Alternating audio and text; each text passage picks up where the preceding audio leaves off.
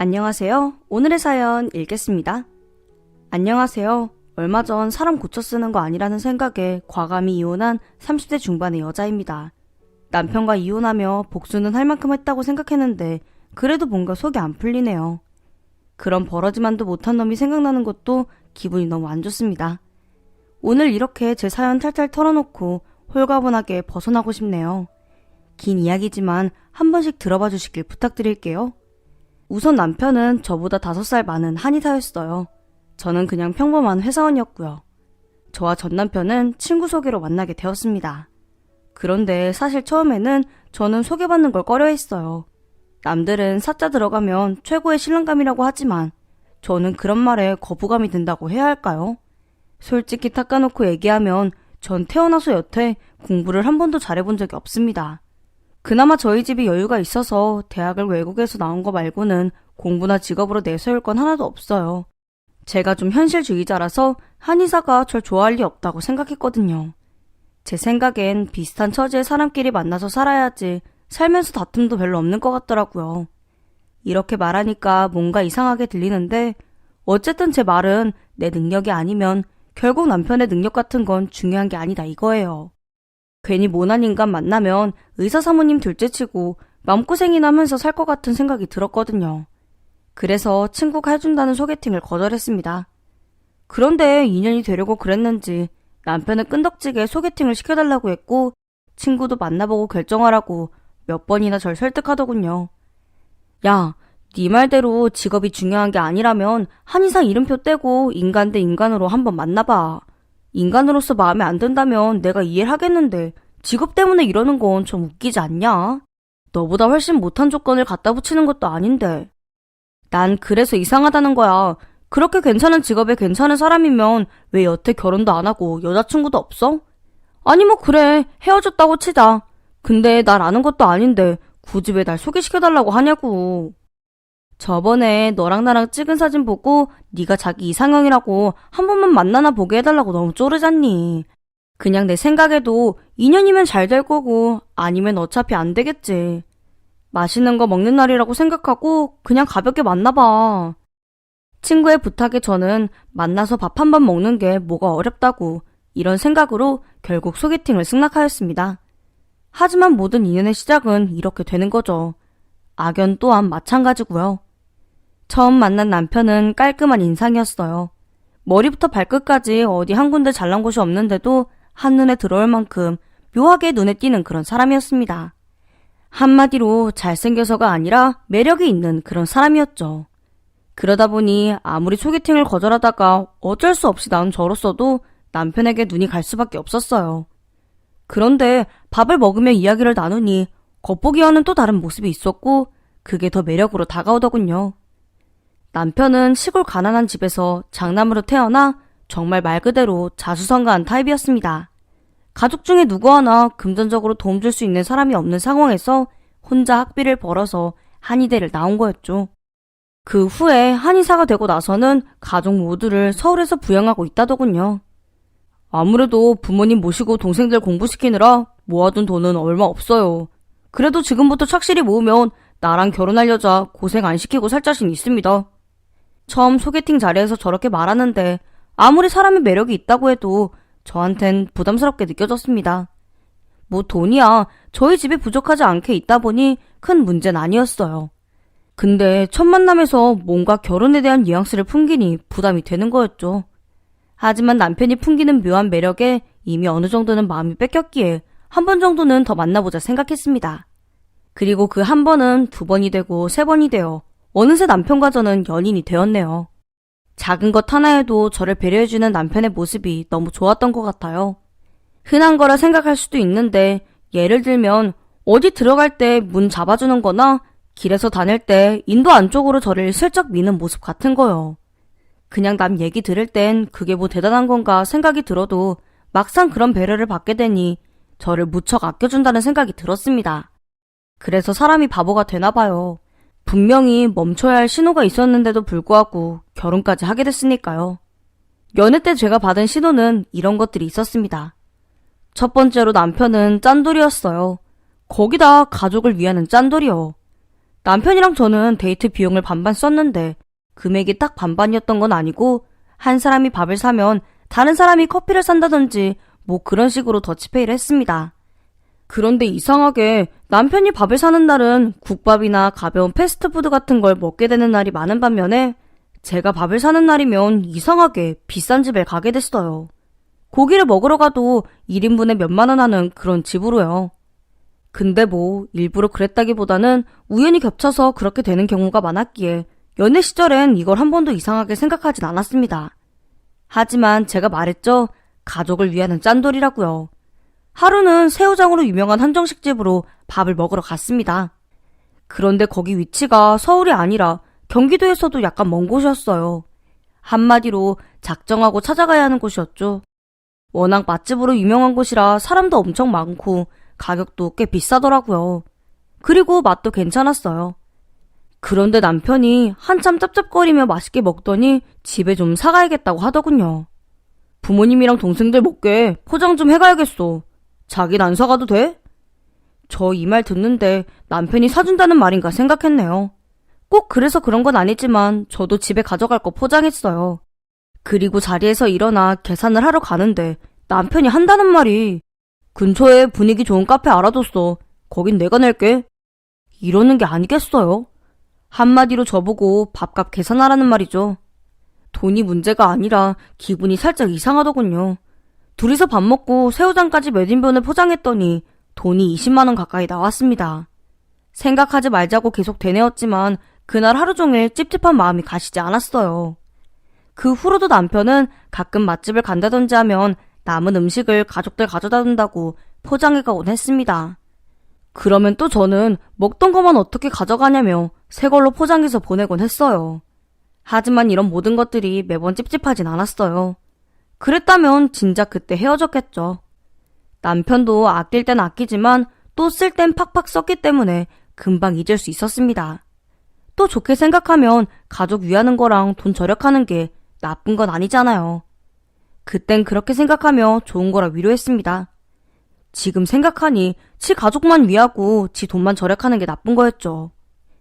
아무튼 그게 연애 때 느꼈던 첫 번째 이상 신호였어요. 그러면 두 번째는 뭐냐고요? 바로 남편의 종교였습니다. 이건 정말 말하기 조심스러운 부분이지만 제 개인적인 얘기를 하는 거니 오해 없이 들어주세요. 남편은 교회를 다녔습니다. 소개받게 된 것도 남편과 같은 교회를 다니는 친구가 해준 거였죠. 저는 종교가 없어요. 저는 처음부터 난 오빠한테 교회 가지 말라고 할 생각 없으니까 오빠도 나한테 교회 가자는 말 하지 마. 이렇게 말했어요. 한마디로 종교의 자유를 가지자 이 선언이었죠. 남편도 좀 아쉬워하는 것 같았지만 딱히 교회 가자는 말은 안 하더라고요. 그런데 만나면서 제가 느낀 건 이 사람이 정말 신을 믿긴 하나? 뭐 이런 생각이 들었어요. 진짜 어렸을 때부터 교회고 절이고 성당이고 한 번도 안 가본 저보다 더 무신론자 같은 느낌이라고 해야 할까요? 적당한 예가 떠오르진 않는데 만약에 주변에 누가 아프다고 하면 빨리 낫도록 기도해줄게 이런 말 종교 없이도 할 수 있는 말이잖아요. 그런데 기도한다고 낫는 게 아니잖아. 아프면 의사를 찾아가야지. 이런 식으로 응수해요. 그래서 제가 오빠는 교회 다닌다면서 기도 안 해? 이렇게 물으면 자기가 의사라서 그렇게 말했다고 해요. 뭐 그렇다니 그런가 보다 했는데 나중에 결혼하고 나니 교회 나가는 이유가 한의원 개원할 때를 대비해서 영업하는 거더군요. 참 정냄이 뚝 떨어지는 짓은 아주 골라서 하는 사람이었는데 연애 땐 왜 몰랐나 몰라요. 이것 말고도 더 있었지만 기억해내려니 전부 떠오르진 않네요. 아무튼 제가 말하는 멈춰야 하는 신호는 모든 사람들에게 적용되는 말은 아니지만 이상한 사람은 어떻게든 이상한 낌새를 풍기기 마련인 것 같아요. 그래서 아니다 싶으면 콕 찍어서 먹어보고 똥인 걸 확인하기보다는 미리미리 멀리하는 게 더 나은 방법 같습니다. 어쨌든 저는 멍청하게도 이 모든 걸 무시하고 결혼까지 감행했습니다. 그런데 역시나 결혼하고 나니 새로운 라운드가 시작되는 거였어요. 이번엔 남편 혼자가 아니라 시댁이 때로 몰려들더군요. 이미 말씀드렸던 남편은 부모님과 남동생, 여동생까지 이렇게 5 식구가 살고 있었습니다. 크지 않은 집에서 북적북적 잘 지내시더라고요. 저희 부부는 결혼하면서 친정에서 집을 해주셨어요. 저희 부모님은 나중에 자식 낳고 살 거 생각해서 처음부터 큰 집으로 가라고 하셨습니다. 좁은 집에서 북적거리면 싸움이 끊이질 않는다 이거였죠. 그래서 처음부터 둘이 살기엔 좀 큰 40평대로 들어갔습니다. 그런데 저희가 처음 시댁 식구들 불러서 집들이를 하는데 어머님이 집을 한 바퀴 휙 돌아보시더니 훌쩍훌쩍 눈물을 흘리시는 게 아니겠습니까? 우리 민욱이가 드디어 성공해서 이렇게 좋은 집에 사는구나. 성공해서? 처가 잘 만난 것도 성공한 거겠죠. 아무튼 그날은 다들 즐겁게 밥 먹고 돌아갔습니다. 그런데 다음날부터 시댁 식구들이 주구장창 저희 집으로 몰려오더군요. 그냥도 불편할 판에 제 친정 식구들 집들이며 회사 사람 집들이, 친구들 집들이 하는 날에도 그냥 무조건 오는 겁니다. 사실 결혼하고 새집 들어가면 한동안 무슨 정신이 있겠어요. 결혼하고 와주신 분들 감사하다고 집들이도 해야 하고 또 살림도 하나씩 익혀가고 정신 하나도 없을 거 아니에요. 그런데 시댁 식구들이 꼭 그 정신없는 와중에 보태더군요. 이걸 어떻게 말해야 하나 엄청 고민이 되었습니다. 그런데 엎친 데 덮친 격으로 시아버지께서 하루는 저를 붙잡고 합가를 이야기하셨습니다. 아가, 지금 우리가 월세로 지내고 있는데 굳이 그 돈 나갈 필요 없이 너희 사는 곳으로 들어가는 게 어떨까 싶다. 어차피 방도 4개고 하니 우리 가족이 들어와서 살아도 아무 문제가 없을 듯 하구나. 또 네 시동생들은 곧 있으면 다들 직장 만나서 시집장가 갈 테니 길어야 5년 아니겠냐? 이날 시댁이 월세라는 것도 처음 알았는데 뜬금없이 합가까지 얘기하시니 정신이 하나도 없더군요. 저는 일단 시댁 월세 사는 건 제쳐두고 합가 이야기만 했습니다. 아버님, 처음부터 합가를 생각했던 게 아니라 지금 바로 말씀드리기 좀 그래요. 일단 그이랑 얘기해보고 말씀드릴게요. 그날 남편이 퇴근하고 집으로 돌아오길 기다렸다가 합가부터 시작해서 시댁 식구들이 연락도 없이 시시때때로 들이닥치는 것까지 전부 불만을 토로하였습니다. 아까 낮에 아버님 다녀가셨어. 근데 합가 말씀하시던데 그게 도대체 무슨 말이야? 아빠가 그걸 벌써 말씀하셨어? 뭐? 그럼 지금 오빠는 알고 있었다는 거야? 미리 말했어야 하는데 미안하다. 지금 부모님 사시는 곳은 월세라 매달 집세가 만만찮게 들어가고 있거든. 근데 너도 알다시피 부모님 연세가 있으시니 어디 나가서 일을 하실 수 있는 것도 아니고 또 동생들도 고만고만한 월급 받아서 자기 앞날 준비하기도 벅차다 보니까 내가 먼저 합가 말씀드렸어. 미안하다며 우물쭈물 말하는 남편을 보자 화가 나면서도 한편으론 마음이 안 좋더라고요. 그래서 제가 시댁 전세금을 대주겠다고 먼저 말하게 되었습니다. 오빠 마음은 알겠는데 나 합가는 못해. 지금도 어머님 아버님 그리고 오빠 동생들 연락도 없이 들이닥쳐서 사람 곤란하게 만드는데 같이 살면 서로 얼마나 불편하겠어? 그러지 말고 내가 결혼 전에 모아둔 돈 보탤 테니까 어머님 아버님 전세로 집 구해드리자. 그렇게 저는 결혼 전에 모아뒀던 돈이랑 또 부모님이 비상금하라고 챙겨주신 억 단위 돈을 시댁 전셋집 마련을 위해 내놓았습니다. 그런데 이때부터 이상하다 싶던 그런 기분이 구체적으로 현실로 드러나기 시작했습니다. 일단 제가 돈을 드린다곤 했지만 그때도 남편한테 분명히 얘기했던 건 이 돈은 나중에 우리 부모님께 다시 돌려드릴 돈이라는 거였어요. 그래서 전셋집 명의도 제 앞으로 하겠다고 했고요. 사람 일은 아무도 모르니까요. 그런데 얼마 지나지 않아서 시모한테 전화가 와서는 집 계약했다고 돈 붙여달라고 하셨습니다. 저는 그래서 제 명의로 계약이 된 건지 다시 한번 확인했어요. 어머님, 전세 계약 제 앞으로 하신 거 맞아요? 제가 직접 안 가도 돼요? 그럼 당연히 네 앞으로 했지. 누구 앞으로 했겠니? 얘도 참 별걸 다 묻는다. 어머님 말투에 가시가 돋쳐있다는 게 좀 걸리긴 했지만 저 말을 철석같이 믿고 그냥 돈을 보내드렸습니다. 그런데 미쳤죠. 남편 앞으로 명의로 하셨더라고요.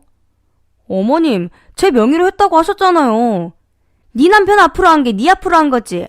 부부 사이에 뭘 그렇게 따지고 들려고 눈을 똑바로 뜨고 얘기하니? 말이 안 통하더군요. 결국 저는 남편에게 명의 바꾸라고 얘기했습니다. 하지만 남편은 알겠다고만 하고 그냥 손 놓고 있더군요. 그런데 시댁에서 자꾸 본색을 드러낸다고 할까요? 전셋집 이야기만 나오면 제가 시댁 재산 노리는 며느리라도 되는 것처럼 눈을 부라리며 가족들이 다 같이 덤벼들었습니다. 나중엔 하도 어이가 없어서 아무 말 안 했어요. 어차피 그 돈이 어디 가는 것도 아니고 시부모님 살고 있는 집 보증금이니 살면서 차차 해결해야겠다 생각한 거죠. 사람이 얼마나 어리석을 수 있는지 절 보면 딱 나오는 것 같습니다. 그렇게 결혼 2년이 지나고 남편의 여동생, 그러니까 제 시누이가 갑자기 결혼한다고 하더군요. 그런데 어이가 없는 건 시누이가 저한테 결혼 비용을 빌려달라고 한 거죠. 아니, 그때 시누 나이가 27인지 8인지 그랬는데 전문대 나와서 학교 졸업하고 바로 취업해서 쭉 일했다고 해요. 그런데 모은 돈이 하나도 없다니 말이 돼요? 특히나 시댁 생활비도 한 푼도 안 보탠 걸로 알고 있는데 단돈 500만 원도 없다고 하더군요. 언니, 나 3천만 빌려줘요. 사실 그것도 턱도 없이 부족한데 우리 그이가 더는 필요 없고 3천만 보태라고 했거든요. 내가 오죽하면 언니한테 이렇게 말하겠어요. 지금 내 수중에 500도 없으니 하도 답답해서 부탁하는 거예요. 내가 이자 쳐서 5천으로 갚아줄게요. 아가씨, 그동안 돈 안 모았어요? 지금 5년 넘게 회사 다니고 있잖아요. 한 달에 50만 모았어도 3천이에요. 아가씨 툭하면 명품 사고 해외여행 가더니 그래서 돈 못 모은 거예요? 제가 뭘 했든 언니가 무슨 상관인데요? 그깟 돈 좀 있다고 사람 면전에서 그렇게 말하는 건 누가 가르쳤어요? 시댁이 우습죠? 언니 부모님이 그러래요? 참네, 신우가 미쳤는지 저희 부모님까지 걸고 넘어지더군요. 진짜 화가 머리끝까지 오르는데 일단 대답도 안 하고 전화를 끊어버렸습니다. 그때 든 생각이 지금 제대로 확인 안 하면 내가 평생 이 집 구석에 호구 잡힐 수 있다는 생각이 들었거든요. 그래서 저는 생각 끝에 저희 부모님 사업이 굉장히 어려워졌다는 거짓말을 해보기로 작정했습니다. 그래서 친정 부모님께 연락드려서 이유는 나중에 말씀드릴 테니 사업이 거의 망할 지경인 것처럼 연기를 부탁드렸어요. 그리고 남편이 올 시간에 맞춰서 감정 잡고 연기 들어갈 준비를 했습니다. 얼마 뒤 남편이 도착했어요. 그런데 그냥 조용히 들어오는 게 아니라 현관 입구에서부터 소리를 치며 들어오는 게 아니겠어요? 당신 민영이랑 통화했다며? 민영이가 무슨 소리를 했길래 짜증을 내면서 전화를 끊어? 저는 그 소리에 안방에 앉아서 눈물 짜내고 남편이 들어오자마자 우는 척 연기를 시작했습니다. 여보, 우리 어떡해. 아빠 사업 부도 났어. 뭐? 그게 무슨 말이야? 아버님 사업이 부도가 나다니. 꽤 튼튼해서 그럴 일 없을 텐데. 네, 사실 저도 알고 있어요. 아빠 사업이 워낙 튼튼하게 구축되어 있고 또 흔하게 하는 일이 아니라서 본의 아니게 업계에서 독점하다시피 하고 있거든요. 남편 말 맞다나 부도 날 일은 없다고 보면 되는 그런 일입니다. 그래서 준비해둔 거짓말을 시작했어요. 꽤 전부터 대기업에서 합병 얘기가 나왔는데 아빠가 계속 거절하는 상황이었대. 근데 거기에 양심을 품었는지 아예 따로 사업부를 만들면서 아빠 거래처를 다 가져갔대. 부모님이 말씀 안 해주셔서 전혀 몰랐는데 이게 우리 결혼하던 때부터 나왔던 얘기래.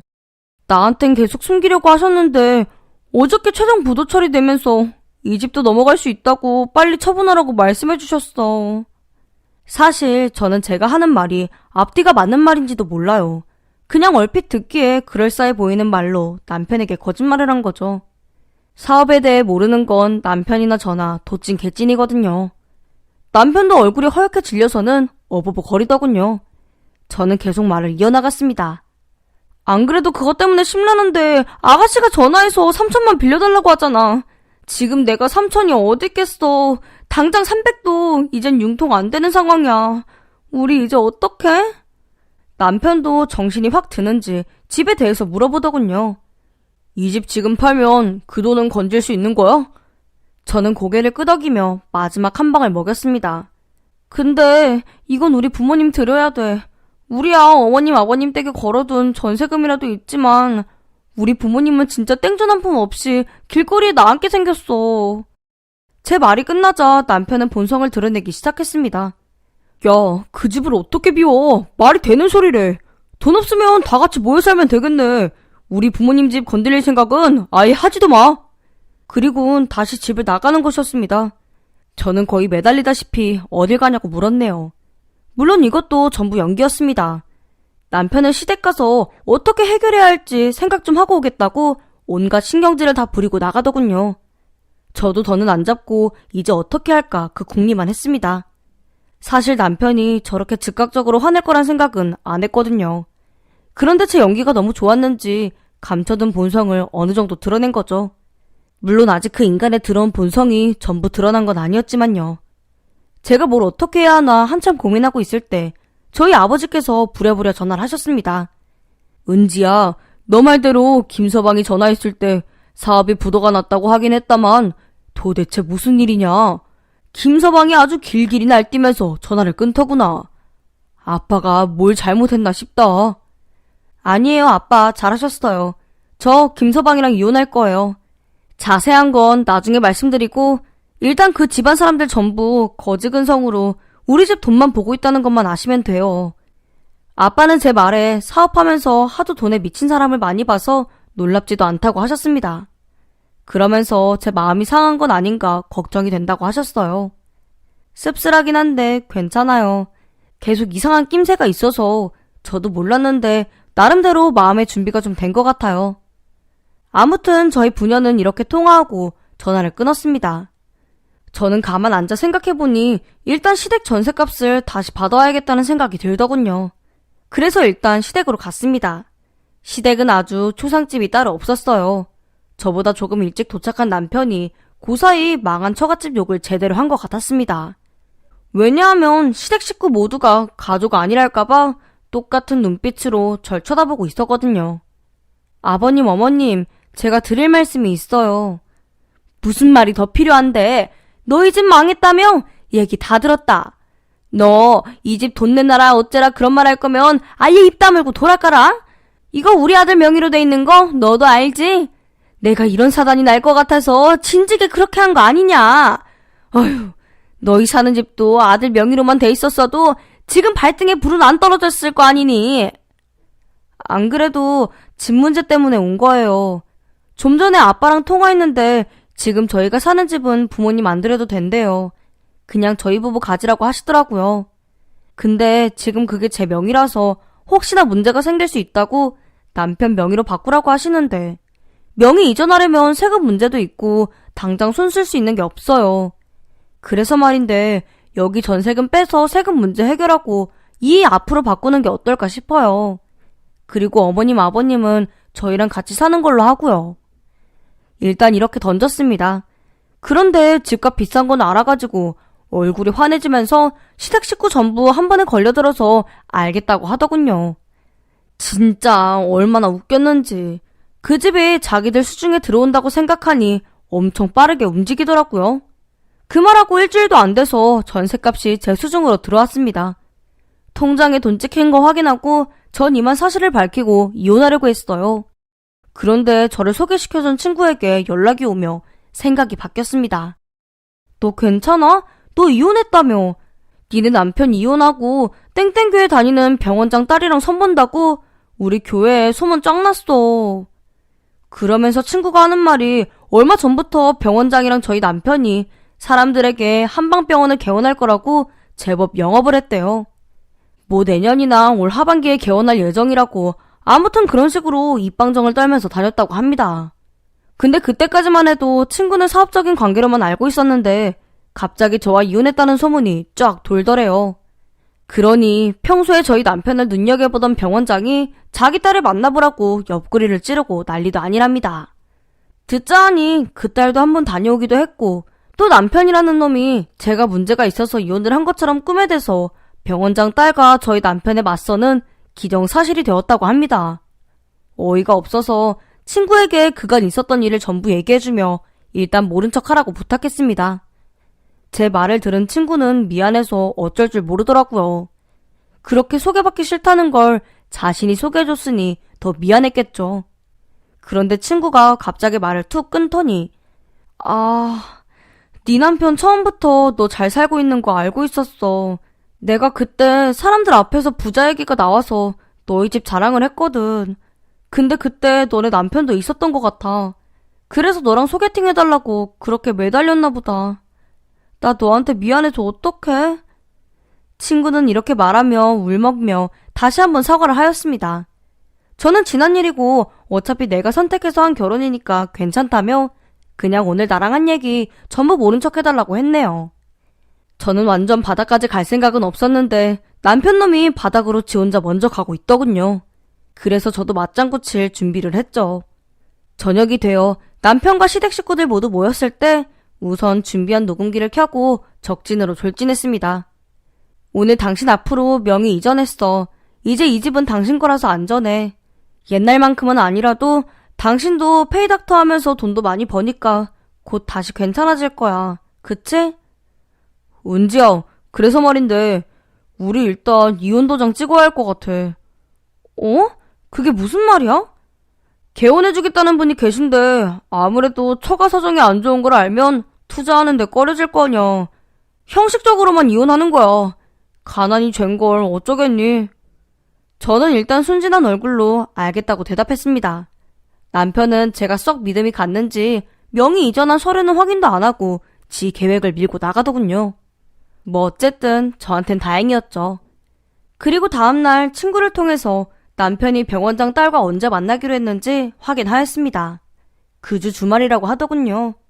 참, 지 이익을 위해서는 진짜 돌진형 인간이 따로 없었어요. 어쨌든 맞선 날이 되었고 그날 비가 억수같이 오는데 남편은 투자 문제로 접대 골프니 뭐니 핑계를 대고 맞선을 보러 나갔어요. 그리고 조금 있다가 시부, 시모 전부 줄줄이 핑계를 대고 외출을 하더군요. 저는 알겠다고 시댁 식구들을 다 보내놓고 천천히 외출 준비하고 따라 나갔습니다. 그렇게 도착한 식당에는 남편과 시모, 시부, 그리고 상대방 부모와 그 집 딸, 이렇게 6이 오손도손 모여있더군요. 맞선이라기보다는 양가 상견례 같은 분위기였습니다. 그런데 그 자리에 제가 나타나자 남편이고 시부모고 얼굴이 새하얗게 질려서 귀신 본 사람 마냥 벌벌 떨기 시작하였습니다. 남편이 절 끌고 나가려는 걸 뿌리치고 저도 한 자리 차지하고 앉았어요. 병원장 측에서는 이건 뭐냐는 눈빛으로 절 쳐다보더군요.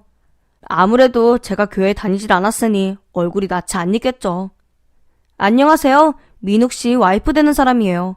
오늘 맞선 본다고 들었는데 혹시 아직 이혼 안 한 건 알고 계세요? 제 말에 거기 앉은 사람들 전부 난리가 났습니다. 시모가 부들부들 떨며 제 뺨을 후려치려는 거 바로 낚아채서 피한 후에 테이블 위에 녹음기를 올렸습니다. 남편이 투자를 위해서 형식적으로 이혼을 하는 거네 어쩌네 짓거린 소리가 쏟아져 나왔죠. 병원장이랑 부인, 그 집 딸은 화가 잔뜩 나서 할 말 엄청 많은 얼굴이었지만 일단은 나중에 얘기하자며 자리를 비켜주시더군요. 뿐만 아니라 저에게 미안하다는 말도 하셨어요. 그래서 미안하실 것 없다고 말씀드리고 저희 시댁과 저만 남게 되었습니다. 남편 놈은 상황 파악이 전혀 안 되는지 집 얘기를 꺼내더군요. 야, 네가 이딴 짓을 했는데 내가 그 집 줄 것 같아? 그래도 내 딴엔 지금 계획한 개업만 제대로 됐어도 너한테 그 집은 남겨주려고 했어. 미친 게 어딜 와서 횡패야. 남편은 말하다가 더 열이 났는지 갑자기 욕을 쏟아내기 시작하였습니다. 그리고 그 옆에 시부모도 남편을 도와서 절 보고 거지 새끼라고 꺼지라는 식으로 말하더군요. 더는 듣기도 싫어서 등기부등본 보여줬습니다. 이 집 거지 근성 진짜 끝발 날리네. 내가 바보로 보여? 내가 미쳤다고 너한테 그 집 명의를 이전해줘? 내가 너랑 네 부모, 네 동생들 전부 나한테 거지같이 달라붙어 있는 게 하도 이상해서 거짓말 좀 해봤다. 아, 그리고 애초에 우리 집 안 망했어. 근데 너희 집은 이제 쫄딱 망한 거야. 알지? 일주일 줄 테니까 바로 집 비워. 그렇게 말하고는 저는 자리에서 일어섰습니다. 그런데 남편 놈 충격이 컸는지 동공이 풀려서 밖으로 후다닥 뛰어나가더군요. 그리곤 진짜 미친 건지 미치고 싶었는지 빗속에서 쓰레기통을 걷어차고 혼자 별의별 쏘를 다 하고 있었습니다. 지가 계획한 게 뜻대로 안 되니 화가 나서 그러는 것 같았어요. 그런데 그 틈을 타 시부모 밥값 계산도 안 하고 남편 놈 따라 나가려고 하더군요. 그래서 제가 먼저 일어나서 카운터로 다가갔습니다. 그리곤 시부모들이 계산할 거라고 말하고 바로 가게를 나갔어요. 남편 놈은 제가 나가자 제 이름을 부르면서 쫓아오길래 얼른 택시 잡아 타고 친정으로 갔습니다. 그렇게 저는 남편 집안 거지 근성 제대로 확인하고 진짜 밑바닥까지 가서 이혼하였습니다. 그 후엔 남편이고 시부모고 하루씩 번갈아가며 전화와서 용서해달라는데 하도 짜증나서 번호도 바꾸고 그렇게 지내고 있어요. 그런데도 가끔 그 집안이 생각나면 하루 종일 기분이 안 좋아요. 오늘 이곳에 털어놓고 완전히 새로운 삶을 시작하고 싶네요. 이 글 들으신 분들은 사람 만날 때 아니다 싶으면 빠르게 돌아서시길 바랄게요. 긴 글 읽어주셔서 감사합니다. 안녕하세요. 기가 막히고 코가 막히는 저의 기막힌 사연 좀 들어주십사 글을 써봅니다. 아마 제 얘기를 들으시면 여태 당장 때려치지 않고 뭐 했냐고 하실 겁니다. 전 말이 주부지 주부가 아니었어요. 노예나 다름없는 삶을 살았습니다. 밑 빠진 독에 물 붓기, 그게 딱 제 삶이었습니다. 근데 그 당시에는 밑 빠진 독인 줄도 모르고 여태껏 열심히 부어댔죠. 제 남편은 한량입니다.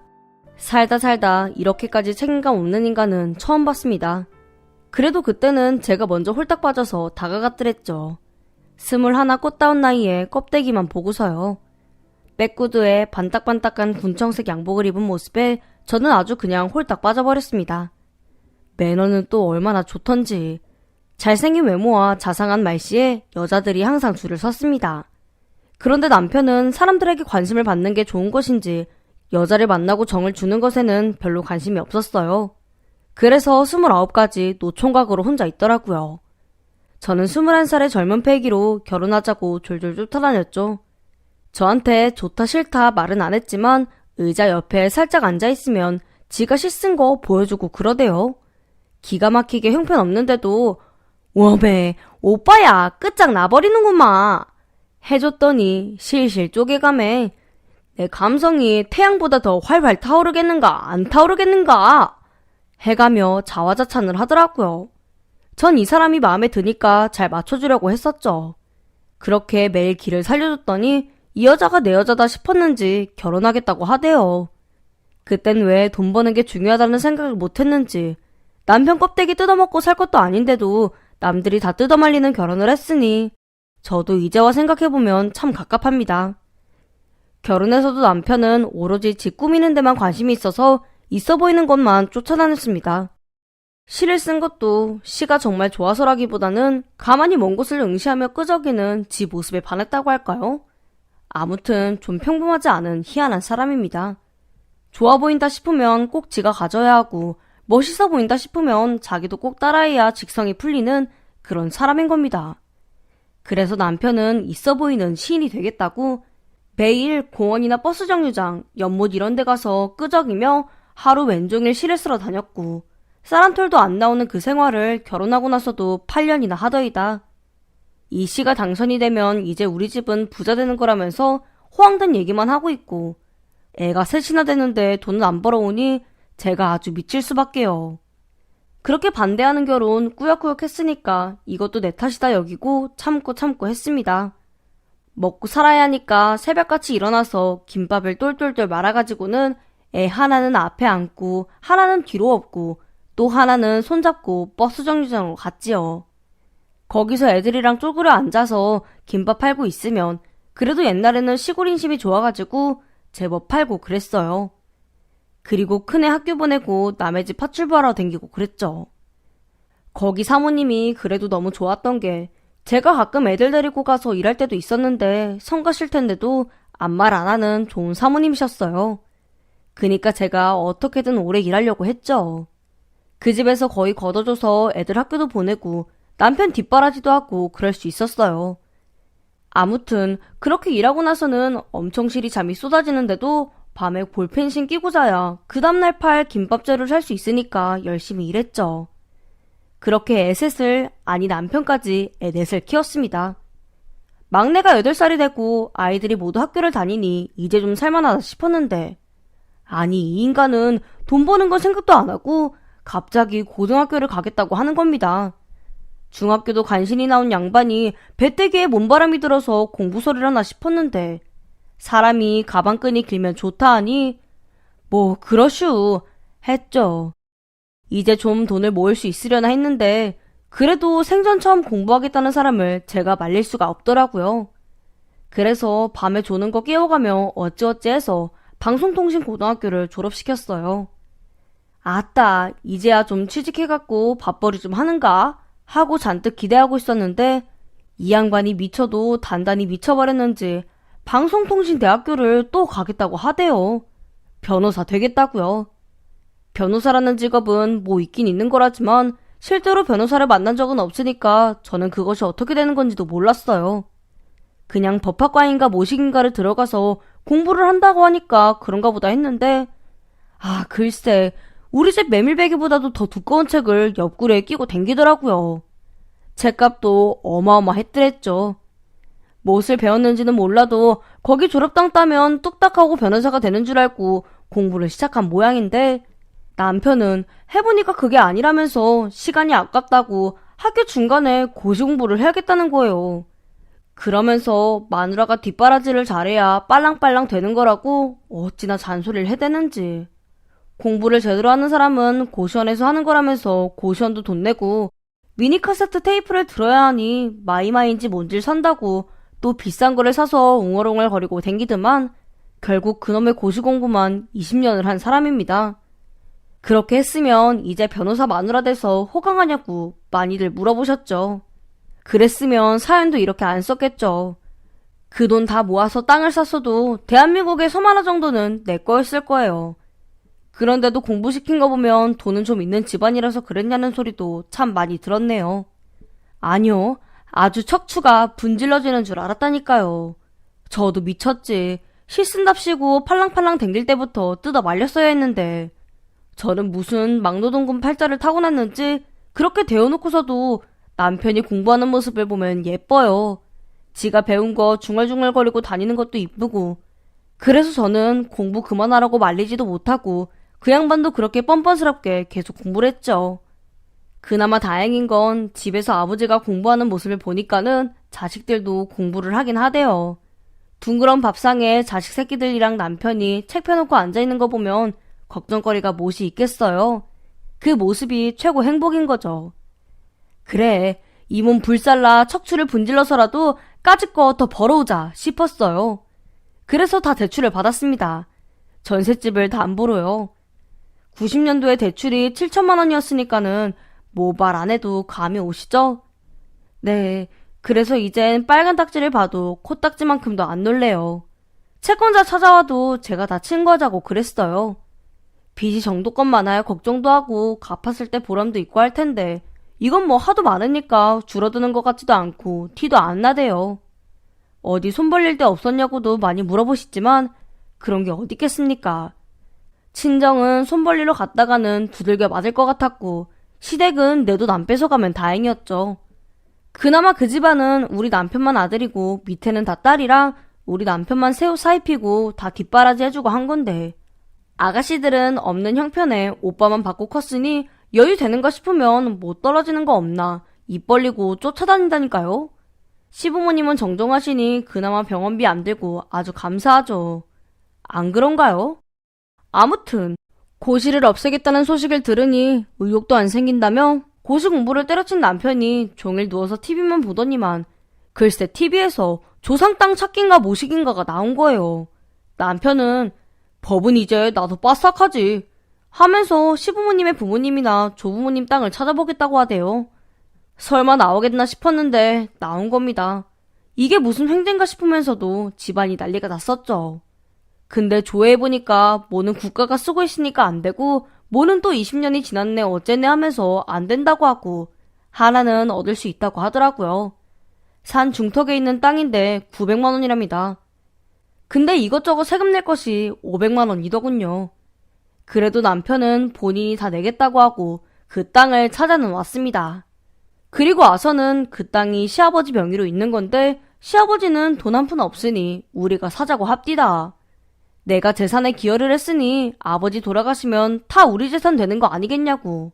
아니, 우리가 형편이 되는 것도 아니고 내가 죽어라 벌고 있는데 헛돈 갖다가 쓰는 거 아닌지 엄청 실이 걱정이 되었었죠. 그리고 시아버지가 아직도 정정하셔서 가실 날은 멀었고요. 빨리 가시라고 고사를 지낼 수도 없고 그리고 남편 아래 동생이 넷이나 딸려있는데 나눠 사고 나중에 팔 때도 나눠 갖자고 하면 될걸 왜 그걸 우리 돈으로 삽니까? 근데도 남편은 위치가 좋으니 상가 가서 아파트 들어서고 개발만 되면 돈이 산더미만큼 될 거니까 걱정 마라 하는데 걱정을 안 하게 해줘야 걱정을 안 할 거 아닙니까? 여태 걱정 안 하려고 학교 보내줘, 공부시켜줘, 돈 벌어와 애 키워줘. 아주 생쇼를 하고 살았는데 걱정을 안 하게 하기는커녕 걱정만 하게 만들어 놓고선 말이죠. 남편은 내가 산다면 사는 거지 뭐 이렇게 말이 많아? 하면서 애들 학비 모아둔 걸 홀라당 갔다가 그 산 샀습니다. 애들도 지 아버지 저러는 거에 지쳐서 두 손 두 발 다 들고 알아서 장학금 받고 다닐 테니 엄마는 걱정하지 말라고 오히려 자식 새끼들이 저를 위로해 주었답니다. 그리고 남편은 차 타고 2시간 반이나 걸리는 그 산자락을 얼마나 자주 들락거리던지 산을 지가 깎아서 평지가 될 때까지 다닐라나 싶더라고요. 뭐하러 거길 맨날 가냐 물었더니만 거기가 개발이 그냥 되는 게 아니고 그 주변에 뭐가 생길지 이런 걸 딱 파악해서 그걸 시청이나 구청에다가 본인이 권유를 하겠다. 이런 소리를 하대요. 얼마 후에 남편은 그 땅으로 돈을 좀 벌어보겠다고 하면서 근처로 이사를 하자더라고요. 제가 무슨 힘이 있나요? 이사를 갔죠. 애들은 이제 컸으니까 지들끼리 사는 게 더 편하기도 할 테고 밥은 챙겨 먹으려나 그게 제일 걱정이 되었지만 평생 옆에 끼고 살 수도 없는 노릇이니 이 기회에 애들은 자립하게 해주었어요. 생각 같아서는 몇 천만 원씩 턱턱 손에 쥐어주고 싶었는데 앱이라고 하나 있는 게 돈을 까먹고만 사니 돈 한 푼도 못 쥐어주고 저희는 이사를 했습니다. 남편은 한동안 콧바람을 불고 다니더라고요. 이 철딱선이 없는 양반이 무슨 짓을 하고 다니길래 이렇게 신이 나나 싶어서 같이 가자고 했더니 아주 난리를 치면서 못 오게 하는 겁니다. 그래, 이 나이에 어디 딴짓만 안 하고 다니면야 괜찮다 싶었네요. 그런데 어느 날 띠링 하고 메시지가 와서 보니까 이 양반이 카드로 몇백만 원을 긁어버린 겁니다. 아니, 70 가까이 되는 양반이 여태 돈 한 푼 제대로 벌어다 준 적도 없으면서 상의도 없이 몇백만 원을 긁어놓는다는 게 말이 됩니까? 30년을 넘게 참고 살았지만 이건 안 되겠다 싶어서 이 양반이 집에 들어오자마자 아주 큰 소리를 쳤습니다. 그랬더니 도움은 못 줄망정 구박이나 하는 옆에 내가 어딨냐고 되레 소리를 고래고래 지르는 거 아니겠어요? 그동안에는 애들이 있으니까 애들 눈치 보느라고 큰 소리도 못 내고 살았는데 이젠 둘뿐이니 아주 기차 통살만 먹은 것처럼 아주 둘이 소리소리 지르며 싸웠답니다. 남편이 카드로 수백만 원 긁은 건 새로운 공부를 위해서였다고 합디다.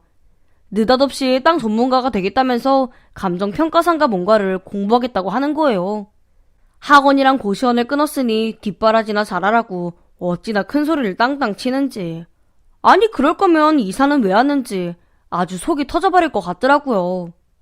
애들도 없겠다. 이제 지 세상이니 집에서 공부하면 될 것을 못하러 학원도 다니고 고시원에도 간다고 하는 건지 영 수상하게 짝이 없었어요. 사람은 촉이 있잖아요. 그래서 어느 날은 미행을 해봤습니다. 혼자 부동산에 들어가서 한참을 있더니만 나올 때는 둘이 나오더라고요. 어떤 여자랑 고시원으로 들어가길래 뭔가 낌새가 수상해서 따라 들어갔습니다. 고시원에서 같이 공부하는 사람인가 보다 싶었는데 아니 둘이 한 방으로 들어가는 게 아니겠어요? 이가 부득부득 갈리고 온몸이 다 떨렸지만 아주 물증을 잡아서 딱 한 방에 해결하자는 생각에 몇 분을 기다리며 참아냈습니다. 그리고 이때다 싶어 문을 딱 열었는데 여자의 뒤통수를 본 순간 머리끄댕이를 잡고 따귀를 사정없이 날렸습니다. 아! 언니! 잠깐만 이거 놔봐요! 나 막내예요, 막내! 아니, 아가씨가 여기 왜 있어요? 남편은 밖에서 말할 것이 마땅치 않으니 자기가 공부하는 고시원으로 들어온 거라고 했고 막내 아가씨도 그 고시원을 관리하고 있어서 편하게 드나들 수 있는 거라고 하더라고요. 막내 아가씨는 아는 사람 소개로 잠깐씩 일이 있을 때마다 부동산에서 일하곤 했었는데 돈 많은 사람들이 부동산에다가 건물 관리를 맡기나 보더라고요. 그래서 일이 바쁠 때는 부동산에 가 있고 안 바쁜 날에는 고시원에서 관리를 맡고 있다고 했습니다. 그러면서 이왕 여기까지 와서 고시원도 알게 된 김에 월급을 줄 테니까 저한테 고시원 관리를 맡아달라고 하더라고요. 매일 나와서 아침밥, 저녁밥 해주고 빨래해주고 청소해주고 거기 숙식하는 사람들 필요한 물건 챙겨주고 하면 된다고 말입니다. 갑자기 이사를 온 탓에 무슨 일을 하며 먹고 살아야 하나 고민이었는데 새로운 일자리를 준다고 하니 저는 흔쾌히 승낙해버렸습니다. 고시원 건물은 오래되어 보이긴 해도 깔끔하게 잘 관리되어 있어서 청소도 별로 할 게 없을 것 같았고 어차피 남편이 여기서 공부하겠다, 여기 와서 식사하러 가면 더 좋은 것 아닌가 싶었거든요. 그래서 바로 승낙을 해버렸죠. 고시원에서 일하게 된 후로 남편과 출근을 같이 하니 좋았습니다. 버스 옆에 나란히 앉아가는 것도 좋았고, 비록 이동하는 짧은 시간이지만 같이 있다는 것 자체가 나쁘지 않더라고요. 남편은 어떤 날은 밤늦게 들어오기도 하고 또 어떤 날은 새벽에 들어오기도 하면서 열심히 공부했습니다. 이제 살아봤자 몇 년이나 더 살겠는가 싶어서 죽을 똥 살 똥 열심히 해보려고 했겠죠. 그런 생각을 하니 이 인간도 무슨 복이 지지리도 없나 참 안쓰럽고 불쌍하고 그러더라고요. 앞으로 남은 인생 더 잘해줘야겠다는 생각도 들었고요. 그래서 고생하고 있을 남편 생각에 고시원으로 갔습니다. 도착해서 고시원 방문을 열려고 하는데 여자 목소리가 들리더라고요. 아니, 막내 아가씨가 이 늦은 시간까지 안 가고 뭐하나 싶어서 문을 확 열어 제꼈는데, 헐, 방 안에 있는 여자는 막내 아가씨가 아니라 웬 외간 여자랑 남편이 허연사를 맞대고 있는 것이 아니겠어요? 내가 여태껏 고생한 게 누구 때문인데 내가 이 시간에 여길 왜 왔는데, 내가 이 꼴 보자고 60이 넘도록 이 고생을 하고 살았다고? 내가 미쳤지. 저도 더 이상은 못 참겠더라고요. 씩씩거리면서 눈물 콧물 쏟아내며 둘을 떼어냈고 남편 놈과 외간 여자를 분이 풀릴 때까지 밟아버렸습니다. 그 후 문을 박차고 나와버렸고 다음날 아침부터 막내 아가씨를 불러서 남편의 고시원으로 들어오라고 했습니다. 그리고 남편과 막내 아가씨 이렇게 둘을 앉혀놓고 얘기를 했습죠. 막내 아가씨가 처음부터 이 고시원으로 오빠를 끌어들였던 거죠? 당신도 잘 들어. 아가씨가 오른다고 냅쭉 가? 둘이 아주 그냥 나를 갖고 놀았구나. 아니에요 언니. 제가 언니한테 맞아 죽으려고 그랬겠어요? 저는 그냥 모두가 잘 됐으면 하는 그런 마음에. 사실 그 여자는 부동산에 자주 찾아오는 복부인이에요. 돈도 엄청 많아서 건물도 여러 개 갖고 있는 모양이더라고요. 근데 언니도 알겠지만 여자 혼자 굳은 일하고 그러면 가끔 서러울 때 있잖아요. 그래서 저는 그 여자가 돌싱이라고 하니까 오빠가 도와줄 일이 있을 때 살짝, 아주 살짝 좀 도와주고 살면 어쩔까 싶어서 그래서 그런 거라고요.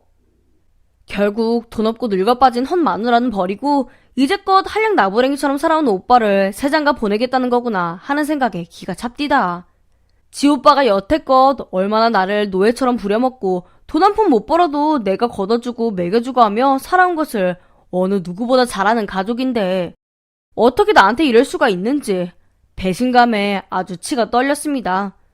그러면서 또 가관인 게 막내 아가씨는 이제 눈물은 쏙 들어갔는지 눈 하나 끔쩍 않고 저에게 이런 말을 하더라고요. 언니, 그냥 아예 이렇게 된 마당에 둘이 이혼을 하면 어떻겠어요? 못 볼 걸 보고 나니까 있는 정도 똑 떨어졌을 것 같은데. 그 말을 듣던 남편이 끼어들면서 그래, 당신이 이렇게 고생하며 살았는데 나한테 남은 정이 더 어디 있겠어? 아맘, 내가 잘 알고 말고. 나랑 이혼해주면 내가 그동안 당신 고생시킨 거 싹 갚을게. 당신 배불리 먹고 살 수 있도록 내가 잘 도와주고. 당신이 뭐 고쳐달라고 하면 내가 쏜살같이 달려와서 고쳐주고 갈게. 알았지? 당신 이제 걱정 안 하고 살아도 돼. 이게 날 위한 이야기랍시고 아가씨와 남편이 하는 말을 듣고 있자니 어찌나 웃음이 나오던지. 여태 먹고 살 수 있게 해준 게 난데 일도 제대로 안 해본 양반이 어떻게 저를 도와주고 한다는 건지. 마저도 진짜 홀랑 빠졌구나 싶었습니다. 전날 제가 머리끄댕이 잡았을 때 잘은 못 봤지만 빤지르르 한 게 저보다 10살은 어려 보이더군요.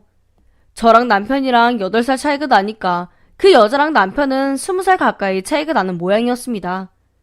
어린 여자랑 있다 보니 늙은 마누라는 보이지도 않는 건지 이게 사람이 할 소린지 못할 소린지도 구분을 못하고 떠들어대는 이 몰상식한 식구들과 여태 뭐하고 살았던 건가 싶었네요. 제가 이렇게 멍하니 허탈하게 있으니 막내 아가씨가 제안을 하더라고요.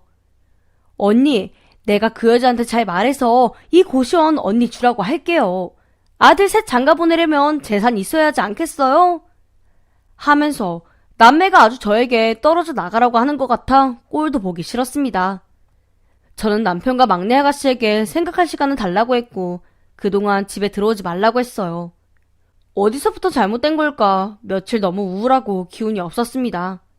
그때 고시원에서 일을 하고 있을 때 승낙을 하지 말았어야 했는데 괜히 승낙을 해서 내가 내 무덤을 판게 되어버렸구나 후회도 됐고, 조상 땅인가 뭔가 그거 괜히 찾아서 헛바람 든 것도 적극 뜯어 말리지 못한 내 잘못인 것 같고, 한량 인상으로 평생 살 팔자인데 그런 사람을 애초에 일찍 보내줬으면 나도 험한 꼴 안 보고 남편도 하고 싶은 것 하면서 편히 살았을 것을.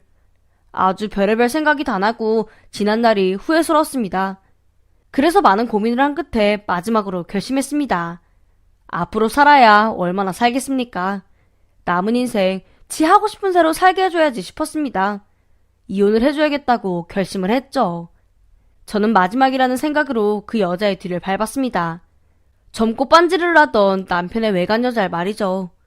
도대체 재산이 얼마나 있길래 이렇게 큰 고시원을 가지고 있고 또 숨겨둔 재산이 얼마나 되나, 진짜로 내가 위자료 명목으로 이 고시원을 받을 수는 있으려나 싶어서요.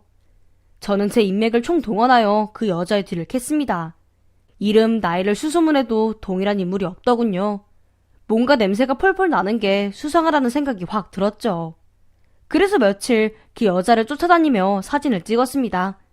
그리고 제가 아는 모든 정보를 적어서 제가 아는 사람 중에 가장 인맥이 넓고 돈도 많은 파출부 시절 많은 도움을 주셨던 주인집 사모님께 부탁을 했습니다. 역시 돈 많은 사모님이라 정보도 보통 사람들이랑 다르더라고요. 며칠 만에 딱 나왔습니다. 그 여자는 고시원 주인이 아니라 고시원 관리를 맡은 저랑 똑같은 직업의 여자였더군요. 그 여자는 진짜 고시원 주인한테 의뢰를 받고 의뢰받은 금액에서 지 월급을 조금 떼고 부동산의 관리를 맡겼고, 부동산에서는 그 여자와 똑같이 막내 아가씨에게, 막내 아가씨는 저에게 고시원 관리를 맡긴 것이었습니다. 어쩐지 큰 고시원치고 월급이 적다고 생각했었는데 중간에 떼먹는 사람이 이렇게 많은 줄은 몰랐네요. 아무튼 남편과 막내 아가씨는 고시원 주인인 척하는 꽃뱀한테 제대로 낚인 것이었습니다. 하지만 전 이 사실을 남편과 막내 아가씨에게 말하진 않았습니다. 저는 이들을 무참히 짓밟을 겁니다. 남편과 이혼을 한 지는 6개월이 다 되어가네요. 전 지금 아주 홀가분합니다. 무능한 남편은 잘못했다고 빌며 기어들어오겠지만 제가 받아줄 이유가 있나요? 이제 저도 남은 인생 떵떵거리며 살아볼랍니다. 안녕하세요. 서울에 살고 있는 40대 남자입니다. 저에겐 아들 둘과 딸 둘이 있는데요. 제 아내와 아이를 가지며 생긴 슬프고도 재미있는 에피소드를 들려드리고자 사연을 신청합니다. 부디 뽑아주셨으면 좋겠네요. 그리고 많은 분들이 들어주시면 감사하겠습니다. 저와 아내는 대학교 때 만난 동갑내기 친구였습니다. 과제를 같이 하다가 연인이 되었고 오랜 시간 연애를 하고 부부의 연을 맺었답니다. 28살에 결혼한 저희 부부는 사회 초년생이었기 때문에 급여가 그리 많지 않았어요. 그래서 아이는 무조건 늦게 가지자고 약속을 했죠. 하지만 세상에 완벽한 피임은 없다는 말이 있듯이 우리 부부에게 아이가 생겼습니다. 신혼초라 얼마나 뜨거웠겠습니까? 그러니 어떤 방패도 우리를 막지 못한 거였죠. 하지만 저는 기쁨보다 걱정이 앞섰습니다. 얼마 안 있으면 아내는 퇴사를 해야 했고 그렇게 되면 저 혼자 돈을 벌어 가족을 부양해야 하는 부담이 있었으니까요. 그렇게 아내는 배가 불러왔고 계획대로 회사를 그만두고 태교에 전념했습니다. 직급이 대리였던 저는 어떻게든 야근을 해서 수당을 늘리려고 노력했어요. 그렇게 매일 집에 늦게 들어가는 저를 보고 아내는 왜 이제 와? 나 임산부인데 좀 일찍 와서 같이 시간 좀 보내면 덧나? 라면서 제 속을 모르고 있는 것처럼 말했습니다. 그래도 전 해명을 하지 않고 미안해. 갑자기 일이 바빠졌네. 내가 맡은 일이 많아졌어. 당신이 조금 이해해줘. 라고 말하며 돈 번다는 티를 내지 않으려고 노력했어요. 혹시라도 아내가 상처를 받을 수 있기 때문이었어요. 몇 달 뒤 아들이 태어났고 저와 아내는 부모가 되었어요. 자식이 생긴다는 게 그렇게 행복할 줄은 꿈에도 몰랐습니다. 돈이고 진급이고 제 눈에 보이는 아들을 위해서라면 못할 일이 없겠다는 생각이 들었어요. 그래서 저는 회사에서 받는 스트레스를 쉽게 탈출할 수 있었습니다. 아들 얼굴 한 번 보면은 언제 그랬냐는 듯 잊혀졌으니까요. 게다가 부부관계도 더 좋아져서 저희 부부는 행복한 날들로 이어졌답니다. 그래서 저희 부부에게 둘째 아이가 바로 들어섰습니다. 덕분에 제 어깨는 더 무거워졌죠. 그리고 이듬해 둘째 딸이 태어났는데 아들을 낳았을 때와는 사뭇 다른 기분이었어요. 딸아이를 보자마자 눈물이 흘렀답니다. 훗날 시집 보낼 생각까지 하며 내 딸은 평생 시집 보내지 말아야지 하고 생각했어요.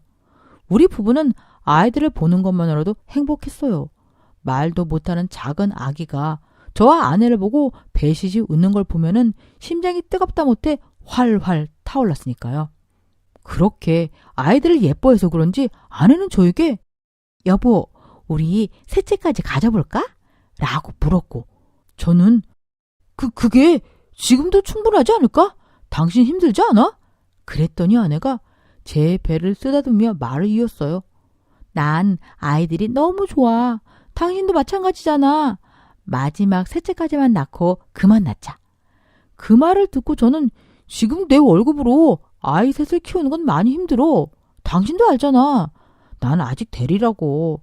과장으로 진급하려면은 시간도 꽤 걸릴 것 같아. 라고 고백했더니 에이, 난 또 뭐라고. 우리에게는 시부모님도 계시고 우리 부모님도 계시잖아. 도움 좀 받으면서 살면 되잖아. 어렵게 생각할 거 없어. 아이들을 돈으로 생각하지 않으면 돼. 라며 태평한 말을 하더라고요. 아이들을 돈으로 생각하지 않아도 돈이 없으면 육아는 힘든 법인데 말이죠. 이듬해 아내의 계획대로 우린 셋째 아들을 낳았답니다. 여전히 아이는 사랑스러웠어요. 그렇게 세 남매의 부모가 되었답니다. 저는 회사 생활에 지쳐 있어도 부부관계는 멈출 줄 몰랐어요. 우리 부부는 넷째가 생길까봐 노심초사하며 조심했답니다. 그래서 제가 아내에게 물었죠. 여보, 우리 이러다 넷째 생기는 거 아니야? 그래서 말인데 당신 정관 수술하면 안 될까? 내가 루프 시술을 받아도 되는데 사실 무섭거든. 난 애를 셋이나 낳았으니까 당신이 수술하면 안 될까? 요즘 남자들 많이 한다니까 겁먹을 거 없어. 그러니까 당신이 해줘. 그러면 내가 밤에 더 뜨거운 걸 보여줄게. 라면서 저를 꼬시더라고요. 저는 더 뜨거운 밤이라는 단어를 듣고 알겠다고 대답하고 다음날 정관수술을 받으러 갔습니다. 의사 선생님은 따끔하다고 했는데 저는 생각보다 많이 아팠어요. 이러다가 남자의 기능이 끝이 나는 건 아닐까 걱정이 되었어요. 스스로 저는 나라를 잃은 얼굴로 일주일을 보냈습니다. 다행히 남자로서의 문제는 생기지 않았어요. 아내와의 뜨거운 밤은 여전히 가능했으니까요. 이후에 아이 셋의 아빠인 저는 가장의 책임에 대해서 깊이 생각하게 되었고 회사에서 기를 쓰고 경쟁하고 일을 한 결과로 동기들 중 가장 빨리 과장을 달게 되었습니다. 게다가 성과를 위해 매일 밤새가며 보고서와 기획서를 만들었어요. 그러자 매달 받아오는 월급이 늘어났고 그 돈으로 아이들이 누려야 할 것들을 대부분 가질 수 있게 해주었어요. 물론 빠듯했지만 말이죠.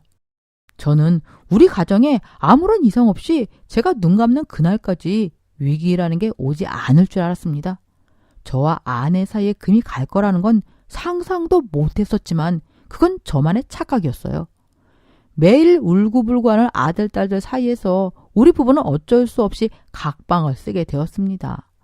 몸은 서로를 원하고 있었지만 둘째와 막내가 엄마와 떨어지지 않으려고 해서 그냥 함께 자도록 놔두었죠. 매일같이 몸이 피곤하고 바쁘니 아내는 엄마의 삶을 택했고 저는 아빠의 삶을 택했어요.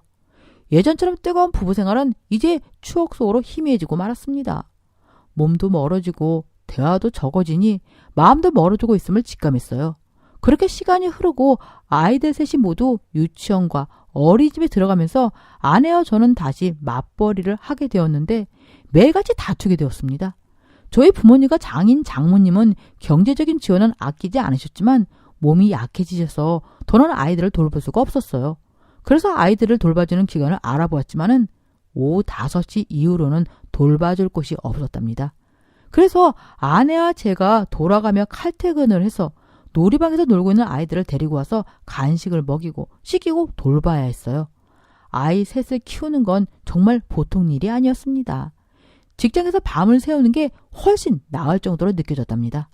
그렇게 우리 부부는 아이들을 번갈아 가며 돌봐야 했는데 서로 잘 지켜지지 않아서 허구한 날 언성을 높이고 싸웠죠. 그럴 때마다 아이들은 징징거리며 울었는데 저는 그런 아이들 모습이 밉게 보였답니다. 매일 울고 불며 말을 듣지 않는 걸 보면서 속에서 열불이 날 때가 한두 번이 아니었죠. 저도 그러지 않으려고 노력하는데 아이들이 자꾸 미워 보이는 건 어쩔 수 없더라고요. 물론 성장하는 과정인 걸 아는데도 매번 한숨만 나왔어요. 게다가 아내의 얼굴만 보면 짜증이 나고 화가 솟았습니다. 아내가 저를 보고 느끼는 것도 마찬가지였고요. 제가 무슨 말만 하면 왜 여자가 양보해야 해? 엄마만 부모야? 애는 나 혼자 낳았어? 여자라고 지금 깔보는 거야? 라면서 제가 하지도 않은 말을 하며 저를 잡아먹을 듯한 표정을 지었죠. 저는 너무 지겨웠습니다. 눈만 뜨면 화를 내는 아내와 걸핏하면 때를 쓰는 아이들에게서 도피하고 싶었어요. 그렇게 회사에서는 차장 진급에서 밀려나고 능력 없는 직원으로 낙인 찍히기 직전이었어요.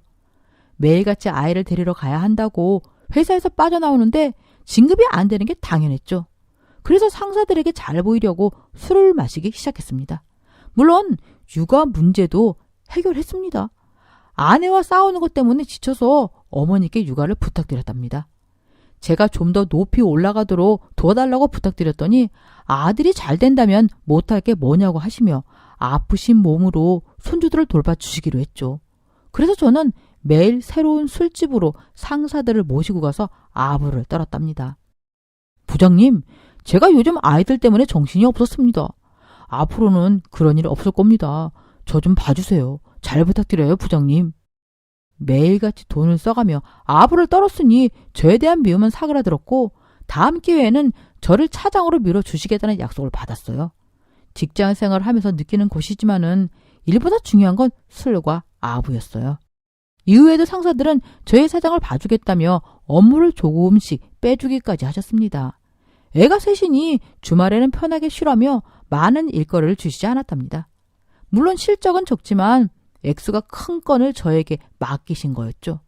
제가 아무리 아이들 때문에 바빠도 일머리 하나는 정말 좋았습니다. 그래서 맡은 업무는 제대로 처리했고 성과금을 두둑히 받았답니다. 그럼 저는 다시 상사들에게 감사하다고 술로 보답을 했고요. 그렇게 메비우스띠처럼 반복되는 날들이 이어졌어요. 제 아내는 저희 회사 생활을 이해하지 못했고 매일같이 짜증과 잔소리를 늘어놓았답니다. 또 외박이야? 술을 얼마나 마시길래 매일같이 집에 못 들어와? 당신 상사들이 우리 가족 밥 먹여주는 것도 아닌데 왜 그리 좋아해? 라고 저를 다그쳤어요. 그래서 저는 저의 회사 생활에 대해서 설명을 해주었죠. 나 이번에도 차장 떨어지면 안 돼. 아이들을 위해서라도 무조건 진급해야 돼. 그러니까 나 당분간 집에 못 들어와. 윗사람들한테 잘 보여야 한단 말이야. 내가 가장인데 어떻게든 돈을 많이 벌어야 하는 거 아니야? 라고 신세한탄을 했답니다. 아내는 이해해주는 것 같았지만 늘 저를 못마땅해 했어요. 술 냄새를 풍기지 않는 날이 없는데 어떻게 좋아하겠어요? 그건 저도 인정합니다. 그렇게 술고래가 되어서 상사들에게 이쁨을 받다 보니 차장으로 진급이 되었어요. 저는 기쁨의 소리를 질렀고 동료들의 축하를 받았습니다. 게다가 연봉도 인상되었고 성과금도 더 받게 되니 숨을 쉴 틈이 생기더군요. 그리고서야 가장에 다시 신경을 쓰려고 노력했습니다. 아내도 그런 저를 보며 가족들을 위해서 애써주는 거 다 알아. 가장 어깨가 무겁지? 그래도 힘내줘. 라고 힘이 돼주는 말을 해주었답니다. 그렇게 부부의 관계를 회복하는 것 같았어요. 하지만 저의 큰 실수로 우리 부부는 더 큰 늪에 빠지고 말았습니다. 진급 후에도 어김없이 상사들을 모시고 술을 마신 날들의 연속이었어요. 진급턱을 몇 번이나 냈는지 손으로 세기도 부족했죠. 그러던 어느 날 술집에서 만난 부장님의 여자 지인이 합석을 하게 되었어요. 그 여자는 작은 회사를 운영하는 CEO였는데 회사끼리 협력을 하면서 부장님과 알게 된 사람이었습니다. 거나하게 취한 저와 상사들은 술집을 나왔고 제가 택시를 잡아서 상사들을 태워드렸습니다. 그리고 저도 택시를 타려고 하는데 그 여자가 저에게 저랑 한 잔 더 하실래요? 라고 말하는 겁니다. 저는 저희 회사와 관련된 사람이니 잘 보여야겠다는 생각으로 좋습니다. 제가 모시겠습니다. 하고 술집으로 다시 걸어 들어갔죠. 그리고 한 잔, 두 잔, 술이 계속 들어가며 저의 정신력은 알코올에 패배를 하고 말았어요. 필름이 끊겨버린 거였죠. 이튿날 잠에서 깨서 주위를 돌아보니 모르는 장소였어요. 그렇다고 모텔 같지도 않았습니다. 저는 취한 목소리로 저기요, 누가 안 계세요? 물 좀 주세요. 라고 사람을 찾았죠. 잠시 후 물잔을 든 여자 CEO가 저에게 다가오는 겁니다. 이제 일어났어요? 그나마 주말이니까 다행이네요. 그런데 그 표정 뭐예요? 설마 기억 안 난다는 말을 하려는 건 아니죠? 하지만 저는 정말 기억이 나지 않았습니다. 술을 마시고 여자와 실수를 해본 적이 한 번도 없었는데 이게 무슨 날벼락인지 모를 일이었어요. 아, 네, 좀 기억납니다. 우리가 어제 같이... 그러자 그 여자는 됐어요. 책임지라는 소리 안 해요. 그냥 서로 좋았으면 됐죠. 다음에 또 나랑 둘이 한잔해요. 라며 아무렇지 않게 말하는 겁니다. 그리고 집에 들어갔는데 아무것도 모르는 아내는 저에게 꿀물을 타줬어요. 저는 아내에게 너무 미안해서 어제 못 들어와서 미안해. 상사들이 진급했다고 난리야. 당분간은 이해 좀 해줘. 라고 말했더니 괜찮아. 하루 이틀도 아니고. 그래도 당신 진급하니까 숨통이 좀 트인다. 열심히 해봐. 라며 저를 응원하는 겁니다. 제 마음은 아내에게 너무 미안했지만 그냥 아무 일도 없는 척하고 넘어가기로 했죠. 그런데 저와 밤을 보냈던 여자가 그날 이후로 저에게 계속 문자를 보내는 겁니다. 저와 단둘이 술을 마시자면서 말이죠. 그 말은 또 같이 밤을 보내자는 말로 들렸고 저는 계속 거절을 했습니다. 그랬더니 그 여자의 태도가 달라진 거예요. 시도 때도 없이 전화를 하기도 하고 문자도 하루에 100통을 넘게 보내는 겁니다. 저는 그 여자를 차단했고 다신 보지 않겠다고 생각을 했죠. 그리고 칼퇴근을 한 어느 날 아내가 거실에서 심각한 얼굴로 앉아있는 거예요. 저는 무슨 일이냐고 물었고 아내는 저에게 휴대폰을 넘겨주며 사진을 보라고 말했어요. 그 사진은 그 여자의 집에서 잠을 자고 있는 제 모습이었어요. 실수를 한 날 그 여자가 몰래 찍어둔 것 같았습니다. 저는 사실대로 털어놓았습니다. 여보, 정말이야. 나 필름 끊겨서 기억이 안 나. 내가 미쳤다고 당신을 두고 바람을 피우겠어? 정말이야. 난 몰랐어. 하지만 아내는 제 뺨을 때리며 여태껏 이렇게 살아왔어? 나랑 당신 아이들이 잠들어 있을 때마다? 정말 저질이야. 더럽고 추악해. 당장 나가라고! 라면서 소리쳤습니다. 저는 아내 앞에 무릎을 꿇었어요. 여보, 아니야. 이번이 처음이야. 사실 처음이라는 말도 웃겨. 난 그냥 술에 취해서 정신을 잃었을 뿐이야. 정말이야. 앞으로 절대 이런 일 없도록 할게. 제발 나를 용서해줘, 여보. 아내는 한참을 울었습니다. 그리고 저에게 말하더군요. 나 혼자 애들 키울 자신 없어. 그러니까 조용히 아빠로만 살아. 남편으로 살 생각 하지 말고. 저를 용서하지 못했지만 일단 이혼은 막았다는 생각에 다행이라고 생각했어요. 그렇게 아내와 저는 더 멀어지고 말았습니다. 그 이후로 시간은 빠르게 흘러갔어요.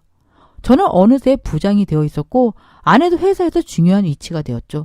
그리고 아이들이 모두 초등학교에 들어가면서 아내가 달라지기 시작했어요. 얼굴도 예뻐지고 몸매도 20대의 모습을 찾더라고요. 그리고 저는 다시 예전 같은 감정이 들더라고요. 하지만 제가 저지른 죄도 있었고 각방을 써온 저는 혼자 자는 게 익숙해져서 아내에게 다가갈 생각을 하지 못했습니다. 제가 바람을 피웠던 날 이후로 아내의 냉랭함을 녹일 수 있는 건 더 오랜 시간이 필요하다고 생각했어요. 그렇게 시간이 지날수록 아내의 외모는 사랑받는 여인의 외모이었고 그 사랑은 누가 주는지는 알 수 없었습니다. 그리고 며칠이 지난 어느 주말이었어요. 저는 여느 때처럼 아내와 별다른 대화 없이 집에서 시간을 보냈습니다. 아이들 이야기를 제외하고는 다른 대화는 없었어요. 그런데 아내가 저를 유혹했고 저는 그 유혹에 넘어갔습니다. 뜻밖이긴 했지만 황홀하고 기쁜 밤이었죠. 제가 정관 수술하고 거의 10년 만에 아내와 밤을 보낸 날이었어요. 제가 아내를 여전히 사랑하고 있다는 걸 체감하고 느낄 수 있었어요. 저는 사랑스러운 아내를 안아주었고 다시 예전의 우리로 돌아가자고 약속을 했습니다. 참아왔던 제 욕망은 매일 밤 아내와 열정적이고 정열적으로 채워갔습니다. 20대의 저희 모습보다 더 뜨거웠어요. 저는 어렵게 다시 아는 아내를 잃어버리지 않겠노라 맹세했고 죽는 날까지 아내 곁에서 헌신하고 희생하겠다고 다짐했어요. 그런데 위기는 또 한 번 찾아오고 말았습니다. 한 달 뒤 아내가 저에게 초음파 사진을 건네더라고요. 임신을 했다는 겁니다. 저는 셋째를 낳고 정관수술을 했는데 말이죠. 여보, 혹시 잊어버린 거야? 나 정관수술했잖아. 그래서? 그럼 내가 다른 남자 아이를 가지고 와서 당신 아이라고 속이고 있다는 말이야? 저는 무슨 말을 어떻게 해야 할지 몰랐어요. 그리고 얼마 전 일이 생각났어요. 갑자기 저를 유혹해 10년 만에 부부관계를 시작한 게 이상했습니다. 그렇게 갑자기 저를 원하는 아내가 수상하다는 생각이 들었어요. 이제야 왜 그랬는지 이해가 되었답니다. 아내는 저 몰래 바람을 피웠고 임신을 하게 되어서 저에게 덤탱이 씌우려고 저를 유혹했다는 걸 말이죠. 이제야 궁금했던 그날이 이해가 되었습니다. 저는 뭐라고 말할까 생각해봤지만 저는 가정을 깨고 싶지 않았고 아내와 헤어지고 싶지 않았어요. 그래서 저는 아니 그렇다는 말이 아니라 모르겠어. 난 분명히 정관수술을 했고 임신은 불가능해. 그렇다고 당신을 못 믿는 건 아니야. 뭔가 이상하다는 거지. 라며 빙빙 돌려서 말했어요. 그랬더니 아내는 먼 눈에는 뭐만 보인다더니 당신이 나를 의심할 줄은 몰랐어. 좋아. 이 아이는 지우고 우리도 이혼하자. 그럼 됐냐? 당신이 듣고 싶은 말이 그거 아니야? 내가 바람나서 다른 남자아이를 가졌다고. 라며 되려 큰 소리를 내는 거였어요. 순간 그렇다고 대답하고 싶었습니다. 하지만 저는 아내와 헤어질 수 없었어요. 아내 없는 삶은 저에게 죽음이었으니까요. 그래서 전 아니야 여보, 내가 미안해. 뱃속의 아기 내 아이 맞아. 우리 아이 맞아. 그러니까 그런 무서운 말 좀 하지 마. 내가 말실수했어. 미안해. 라고 말하고 아내를 안아주었어요. 그리고 긴 한숨을 내쉬며 그래 남의 자식이면 어떠냐. 내 아내가 내 옆에 있겠다는데 하고 생각하고 말았습니다. 의심과 불신의 원인은 저로부터 시작이 되었기 때문에 아내의 임신은 제가 안고 가야 할 숙명이라고 느껴졌어요. 그리고 임신한 아내는 저에게 합방을 요구했어요. 우리가 부부관계를 다시 시작하긴 했지만 잠자리가 불편해 서로가 각방을 고집했었거든요. 하지만 저는 모든 걸 내려놓고 아내의 말에 따르기로 했죠. 다른 사람의 아이를 가진 아내의 배를 만지며 사랑한다고 말했고 아내를 안아주었어요. 나중에는 뱃속의 아이가 진짜 내 아이일 거라는 착각까지 들었습니다. 아내의 배가 불러오면서 저는 점점 겁이 났어요. 생판 모르는 남의 자식의 아빠가 될 수 있을지 걱정이 되었죠. 그리고 아내를 사랑하는 힘만 있으면 모두 가능할 줄 알았는데 시간이 갈수록 도망치고 싶었습니다. 시간은 흘러 아내의 출산일이 다가왔어요. 저는 아내를 데리고 병원에 입원시켜서 아이를 낳을 준비를 했어요. 그런데 도저히 안 될 것 같았어요. 이젠 연기하는 것도 질렸고 아무리 제가 죽을 죄를 지었다고 해도 이건 아니라고 생각했습니다. 다른 남자의 자식을 제가 키워야 하다니요. 전 그 아이를 사랑할 자신이 없었어요. 그렇다고 두고두고 미워할 수 없는 노릇이었죠. 그래서 전 도망치기로 결심했어요. 아내를 병원에 방치하고 홀로 떠났습니다. 물론 회사에 다녀야 했기 때문에 가까운 곳에 숨어버렸죠. 이튿날 이혼 소리를 준비했고 마음을 비우고 나서야 아내를 만날 준비가 되었답니다. 저는 아내의 딸이 태어나고 일주일 뒤에 병원 내에 있는 산후조리원에 나타났습니다.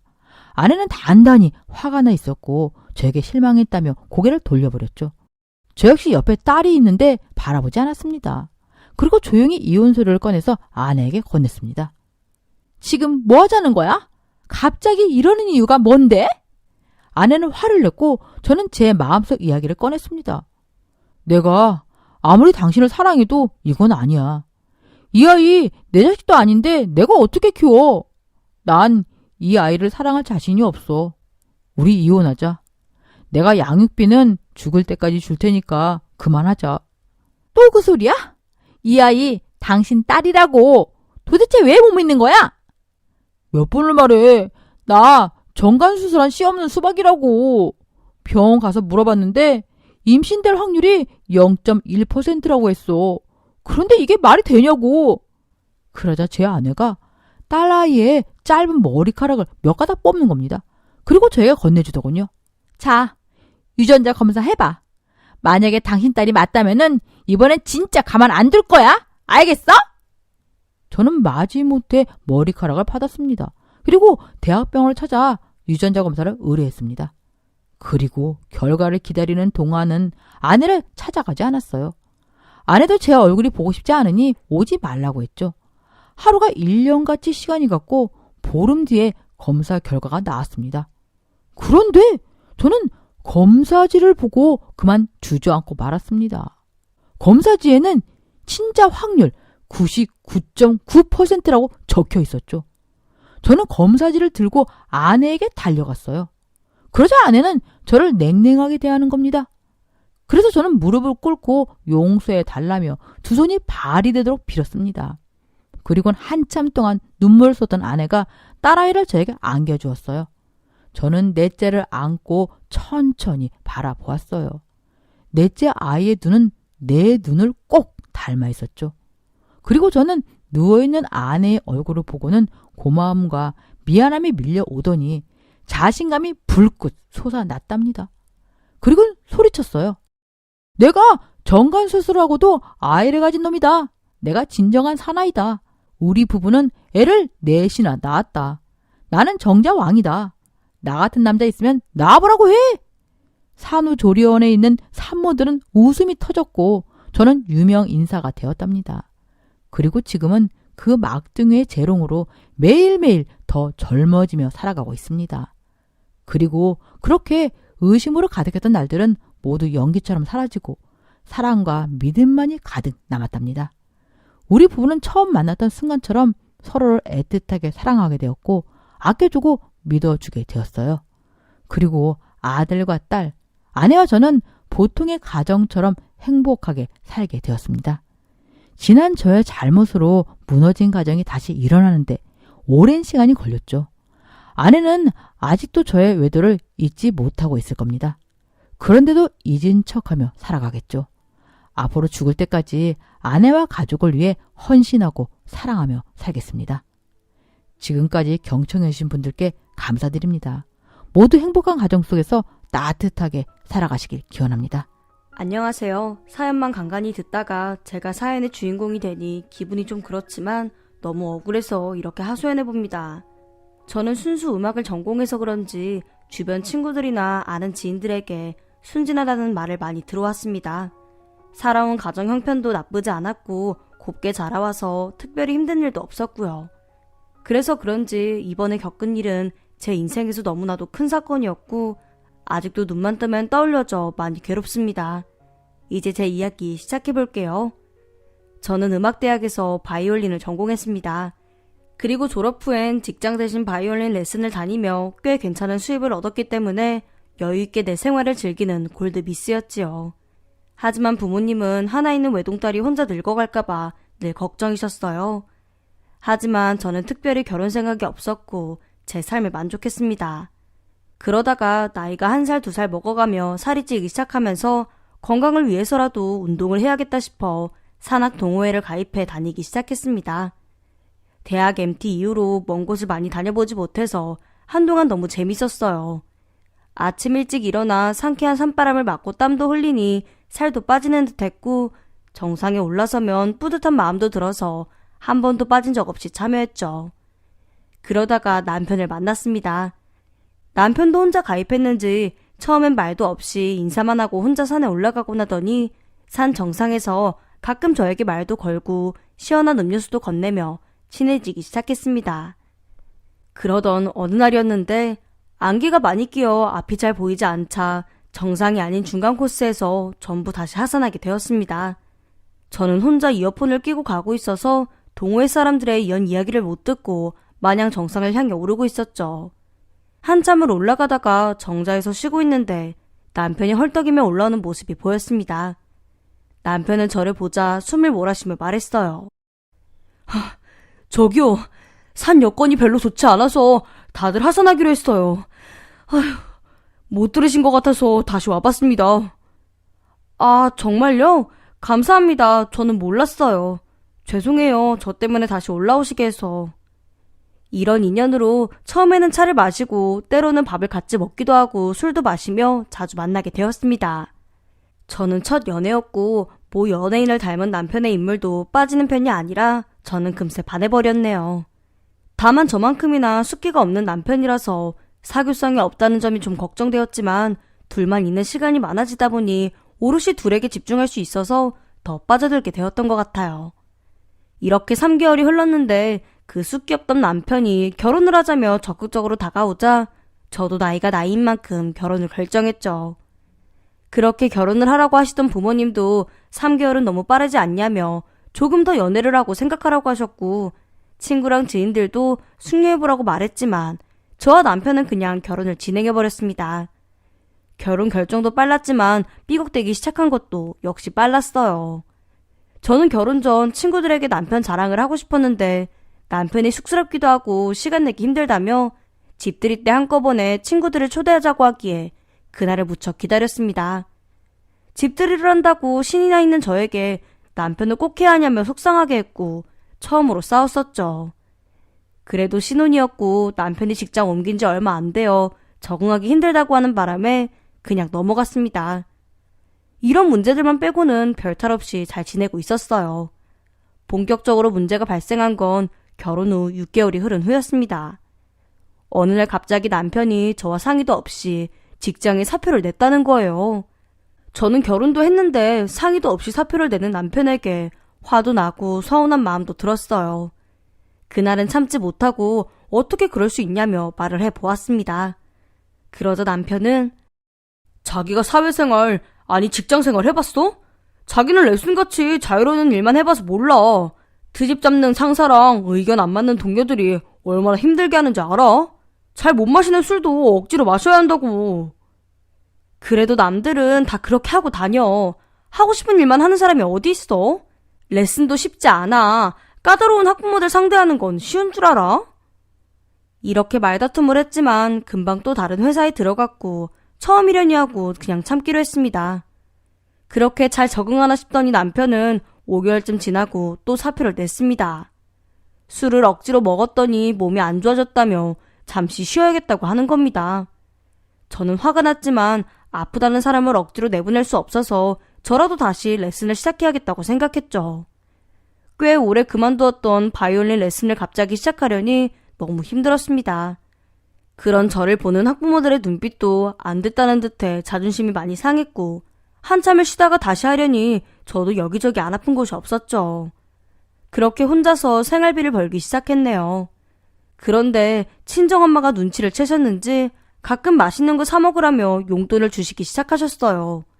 저에게 그 용돈이 어찌나 달게 느껴지던지 눈물이 날 정도였네요. 하지만 만류하는 부모님 속상하게 하며 갑자기 한 결혼인데 생활비를 보태달라고 하는 건 너무도 죄송하고 자존심도 상하는 일이었습니다. 그래서 어떻게든 버텨보려고 노력했죠. 그런데 설상가상으로 부유하던 친정 아버지도 하시던 작은 사업이 부도가 나면서 친정 도움도 기대할 수 없게 되어버렸습니다. 그 충격으로 친정엄마는 얼굴 한쪽이 굳어져 버리는 구안와사라는 증상이 생겨버렸어요. 그래서 저는 생활비도 벌어야 하는 바쁜 와중에 틈틈이 병원에 모시고 가 물리치료를 받게 해드려야 했습니다. 이 와중에 남편은 다닐 지장이 없다며 불평만 해댔고 친정이 어렵게 되자 은근히 저에게 눈치를 주며 무시하는 발언을 하기 시작하더군요. 그러던 어느 날 은행에서 대출 만기가 됐다는 통보가 왔습니다. 저는 남편에게 물었죠. 자기, 오늘 은행에서 대출 만기 통보 왔는데 이게 뭐야? 남편은 당황하며 갑자기 횡설수설하기 시작했어요. 어? 그래? 그게 뭐더라? 이거 언제 받은 건데? 우리 결혼 한참 전에 받은 것 같은데? 나한테 이런 얘기 없었잖아. 아, 생각해보니 나 결혼한다고 엄마가 이것저것 알아보면서 쓴다고 했던 것 같아. 뭐? 그럼 우리가 갚아야 할 건 아니잖아. 어머님께 말씀드려야지. 그러자 남편은 갑자기 화를 내더군요. 야, 뭘 그런 걸 말해. 얼마 되지도 않는데 그냥 우리가 갚아야지. 우리 살림 장만할 때 쓴 것도 있다고. 저는 어이가 없었습니다. 땅이 잘 안 팔린다며 현금화할 수 없다길래 집도 제가 장만해왔고 대부분의 혼수도 엄마가 좋은 걸로 다 장만해주셔서 해왔는데 무슨 살림을 장만했다는 건지.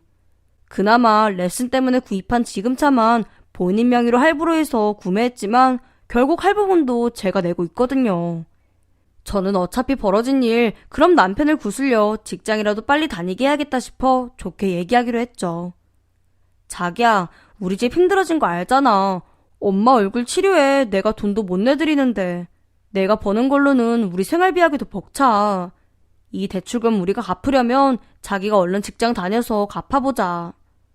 제가 할 수 있는 최대한의 인내심을 발휘해 좋게 얘기했지만 남편은 계속 집에서 놀고 있었고 저는 점점 지쳐가고 있었어요.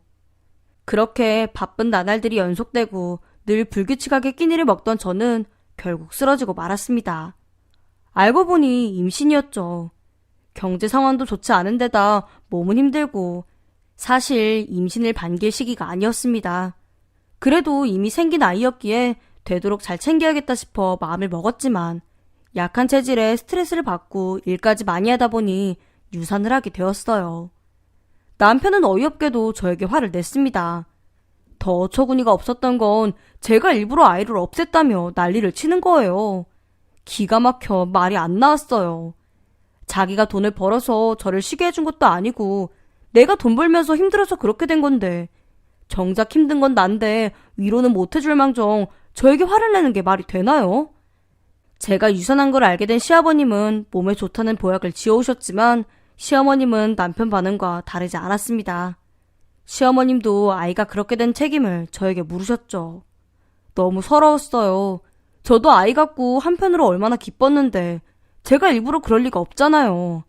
엄마라면 임신을 해본 사람은 다 알 텐데 같은 여자로서 그런 반응을 보이시는 시어머님이 미웠습니다. 그런데 시어머님께서 더 얄미운 말씀을 하시더군요. 네가 애비를 무시하니까 애비가 나가서 길을 못 퍼이는 거 아니냐. 넌 뭐 그리 잘났다고 애비를 못 잡아먹어서 안달이니? 마음을 곱게 했어야 아이도 잘 되고 그런 거지. 시어머님의 말도 안 되는 억지에 그나마 시아버님이 대신 발끈해 제 편이 되어주셨어요. 아니 무슨 말을 그렇게 해? 말이면 단 줄 알아? 애미가 얼마나 힘들었겠소. 아이가 잘못되란다고 잘못되고 잘되란다고 잘되는 건가? 생활비 버느라 힘들었던 게지. 미안하다 아가. 그나마 시아버님이라도 제 마음을 알아주시는 것 같아 그만 펑펑 울어버리고 말았네요. 시아버지는 그런 저를 위로해 주셨습니다. 몸 잘 추스르고 애는 다음에 또 가지면 되지.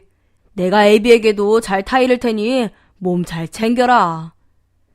그 이후 저는 남편과 더 사이가 안 좋아졌고 레슨에만 집중을 하며 하루하루를 버텼습니다.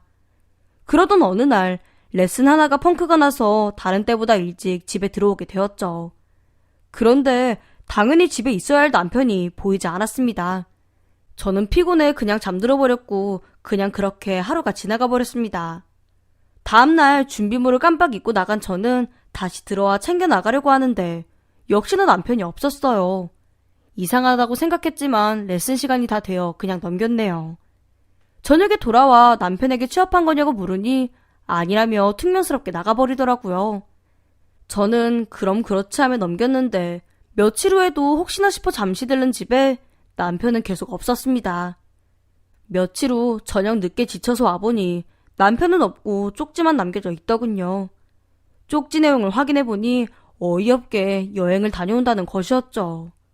팔자 좋게 혼자 여행이라니 그것도 한 달 정도 걸린답니다. 저는 화가 나서 남편에게 곧 전화를 했어요. 그런데 제 전화도 받지 않더군요. 걱정되는 마음에 시댁에 전화를 했습니다. 무슨 일이냐 니가? 어머님, 남편이 연락이 안 돼서요. 무슨 여행을 간다는데 저한테 따로 말이 없었거든요. 걱정돼서요. 그래도 서방 걱정은 되니? 뭐 여행 간댔다며? 그럼 여행 갔겠지. 그냥 냅둬라. 머리 좀 식히려나 보지. 저는 어머님 말씀에 화가 났습니다. 어머님, 저 아침부터 저녁까지 밥도 제대로 못 먹고 생활비 벌어요. 남편은 집안일도 거의 안 하고 집에만 있는데 무슨 머리를 식혀요? 쉬고 싶은 건 저라고요. 갑자기 욱하는 마음에 목소리가 커졌던 것 같아요. 그러자 어머님도 화를 내셨죠. 아이고, 시어머니한테 목소리 커지는 거 봐라. 이러니 애비한테는 어쨌을꼬? 안 봐도 훤하네. 너 이러니 애비가 집에 있고 싶겠니? 그깟 돈 좀 번다고 사사건건 애비 무시하고 그랬겠지. 애비도 금방 번듯한 직장 들어가서 벌어올 거니까 그때 가서 딴소리 하지 말고 잘해줄 생각이나 해. 그리고 잠시 여행 간다고 나한테도 얘기했으니 당분간 그런 줄 알아라. 끊는다. 다음 말도 안 듣고 막무가내로 끊어버리는 전화에 화가 너무 났지만 더 이상 신경 쓰기 싫어서 그냥 놔두기로 했습니다. 차라리 안 보니 밥 차릴 일도 없고 반찬 신경 쓸 일도 없고 편하지라고 생각하며 지낸 지 2주가 지났어요. 그렇게 모처럼 주말에 늦잠을 자고 있는데 전화가 왔습니다. 시아버님이셨죠. 아가, 모처럼 쉬는데 미안하다. 잠깐 얘기 좀 할 수 있겠냐? 저는 의외의 전화에 알겠다고 답하며 시댁 근처 카페에서 뵙기로 했습니다. 카페 안에 들어서자 시아버님이 말씀하셨죠. 예, 내가 참 뭐라고 말해야 할지 좀 그렇다만 이 나이에 너한테 이런 얘기하기 뭐한데 애비는 여행 갔다니 내 주변에 이런 말 할 사람이 없어서 어쩔 수 없이 너를 불렀다. 무슨 말이시길래 이렇게 뜸을 들이시는지 저는 차를 마시며 계속 듣고만 있었어요. 그게 말이다. 네 시어머니가 아휴 내 창피해서. 아버님 답답해요. 괜찮으니 그냥 말씀하세요. 아버님은 물을 벌컥 드시더니 말씀하셨어요. 그래 뭐 나중에라도 알게 되겠지. 네 시어머니가 요즘에 자꾸 나간다. 한 2주쯤 됐는데 집에만 있던 사람이 계속 나가. 어디 나가냐고 물으면 화만 내고. 생각지도 못했던 얘기에 놀라는데 아버님께서 계속 말씀하셨습니다. 나도 말주변이 없어서 네 시어머니 친구들도 잘 모르고 네 어머니 성격 알지 않냐? 쏴붙이는 거. 요즘에 어딜 다니는지 알 수가 없어서. 미안하지만 네가 네 시어머니한테 물어봐주면 안 되겠냐? 퉁명스럽고 사이 좋지 않은 것도 아는 시아버님이 이렇게 부탁할 때는 오죽할까 싶어 내키지는 않았지만 알겠다고 말씀드리고 헤어졌습니다. 그리고 집에 오자마자 어머님께 전화를 드렸죠.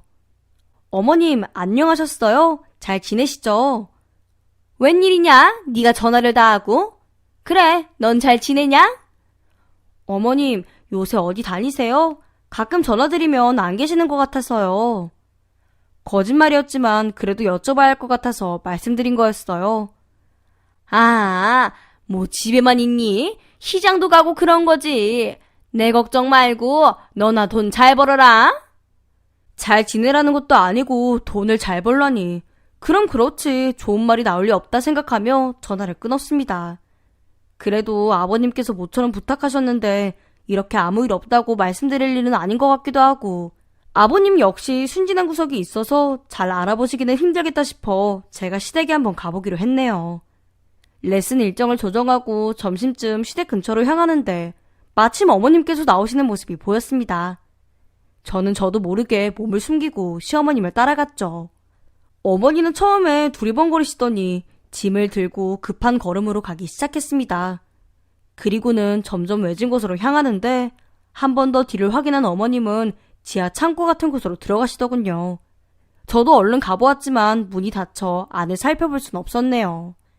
저는 어머니가 들어가신 곳 앞에서 한참을 서성이다가 다음 레슨 시간이 있어 돌아 나오고 말았어요. 그런데 돌아가는 길에 그곳이 어머님 지인이 계신 곳일까 싶어 망설여지기도 했고 우연일까 싶은 생각이 들더군요. 그래서 며칠 후에 다시 오기로 했습니다. 그렇게 며칠 후 다시 그 시간쯤 시댁에 갔는데 역시나 같은 장소로 향하는 어머님을 보았고 저는 아버님께 말씀드려야 할 것 같아 전화를 드렸습니다. 아버님, 저예요. 무슨 일로 가시는 건진 모르겠는데 어머님이 늘 같은 시간에 어디로 가시는 건 확실한 것 같아요. 그렇지. 그렇다니까. 내가 같이 간다고 해도 화를 버럭 내고 상관 말라고 하고 내가 그렇잖아도 몇 번 싸웠다. 그 나이에 일하러 가는 것도 아니고. 아버님도 정말 이상하다며 어떻게 하면 좋겠냐고 하시길래 함께 어딘지 가보자고 말씀드렸네요. 아버님과 함께 가보기로 한 날 점심때쯤 나오는 어머님 뒤로 곧장 아버님도 나오셨습니다. 저와 아버님은 어머님께서 눈치채실까봐 거리를 많이 두고 따라갔죠. 저는 몇 번 봤기 때문에 그 창고를 금방 찾을 수 있었어요. 어머님께서 들어가시자 아버님과 저도 곧장 뛰어 들어갔습니다. 그렇게 들어간 지하 창고 같은 곳은 쾌쾌한 냄새가 가득했지만 원룸같이 생긴 방이 있었고 낮인데도 어두워 형광등을 켜놓은 상태였습니다. 아버님과 제가 들어가자 어머님이 화들짝 놀라 넘어지셨어요. 신발도 벗지 않고 뛰어들어간 아버님이 넘어진 어머님 앞에 앉아있는 검은 선글라스를 낀 남자의 멱살을 잡아 이렇게 세웠습니다. 그때 선글라스가 벗겨지며 얼굴을 확인한 순간 저는 주저앉고 말았어요. 그 사람은 바로 제 남편이었습니다. 아버님도 깜짝 놀라서 멱살 잡았던 손을 얼른 내려놓으셨어요. 아니 이게 무슨 짓들이야? 집 놔두고 왜 여기서 이러고 있어? 아니 그게 애가 집에 있기 싫다고 해서. 뭐? 그게 말이 돼? 그럼 우리 집에라도 와서 지내면 되지. 여긴 뭐냐고? 빨리 사실대로 말하네. 평소 어머님께 이렇게 큰 소리로 소리친 적도 없는 아버님이 화를 내며 말씀하시자 어머님께서 당황해서 눈물을 보이기 시작하시더군요. 그게 사실은 애비가... 어머니께서 말을 하시려 하자 남편이 소리를 버럭 질렀습니다. 내가 우울증 때문에 그래 아버지. 저 사람 모르게 병원 다니려고 엄마한테 여기 구해달라 했어. 이씨 이게 다 뭐야. 다 나가라고. 갑자기 남편은 괴성을 지르며 옆에 있던 물건들을 집어 던지기 시작했습니다. 저는 그대로 정신을 잃었어요. 저는 충격에 병원에 입원을 했고 시아버님과 시어머님이 와서 설명을 해주셨습니다.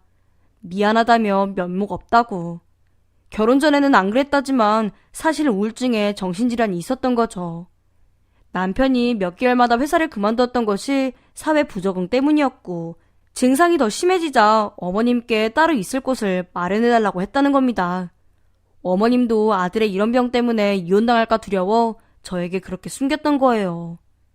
결국 아버님께서 의심했던 어머님의 잦은 외출은 남편의 끼니를 챙겨주기 위함이었던 거죠.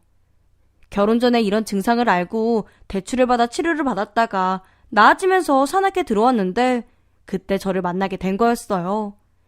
그런데 실직을 하면서 증상이 심해지고 낮에도 검은 선글라스를 써야 할 정도로 대인 기피도 심해졌다고 합니다. 저에게 미안하기도 했는데 또 제가 유산을 하면서 자기가 더 위축되었고 오히려 책임을 저한테 떠넘기려고 했던 것이 전부 우울증에서 온 거였죠. 이 이야기를 듣는 저는 너무도 기가 막혀 제가 더 제정신이 아니었습니다. 며칠을 울고불고 탈진하고 저마저도 심리치료를 받았어요. 그리고 결국 저는 고민 끝에 이혼을 했습니다. 어처구니 없는 이 사실이 믿겨지지도 않았고 친정 부모님 뵙기도 너무 죄송해서 한동안 이혼을 숨겨왔습니다.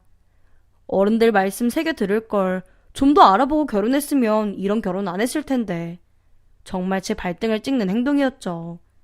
양심 없이 모든 일을 제 탓만 하던 시어머님은 이제야 저에게 와서 무릎 꿇고 사죄하셨지만 저는 절대로 용서할 마음이 없었습니다. 남편은 제가 알게 된 이후로 증상이 더 심해져서 결국 정신병원에 들어갔다고 합니다. 다만 시아버님만은 저를 진심으로 걱정해 주셨고 정말 미안한데 위자료로 줄 돈은 없으니 남편 명의의 차만 저에게 넘겨주신다고 했습니다. 물론 아버님이 차값을 모두 지불해 주셔서 온전한 저의 차가 되었죠. 이렇게 차 한 대를 위자료로 받고 끝낸 저의 결혼 생활은 정말 끔찍했고 다시는 하고 싶지 않은 경험이었습니다. 그럼에도 제가 이렇게 창피한 저의 결혼 생활을 알려드린 이유는 앞으로 결혼을 앞둘 사람들에게 한 번씩 더 생각해보고 결정하라는 말을 해주고 싶어서였습니다. 다시는 누구도 저와 같은 실수를 하지 않았으면 하고 서로 상처받는 이런 일들을 하지 않았으면 하는 마음이 있네요. 긴 사연 들어주셔서 감사합니다. 오늘의 사연에 여러분의 소중한 댓글 기다리면서 구독, 좋아요, 공유는 물론 알람 설정도 부탁드립니다. 그럼 오늘도 함께 읽어주셔서 감사합니다.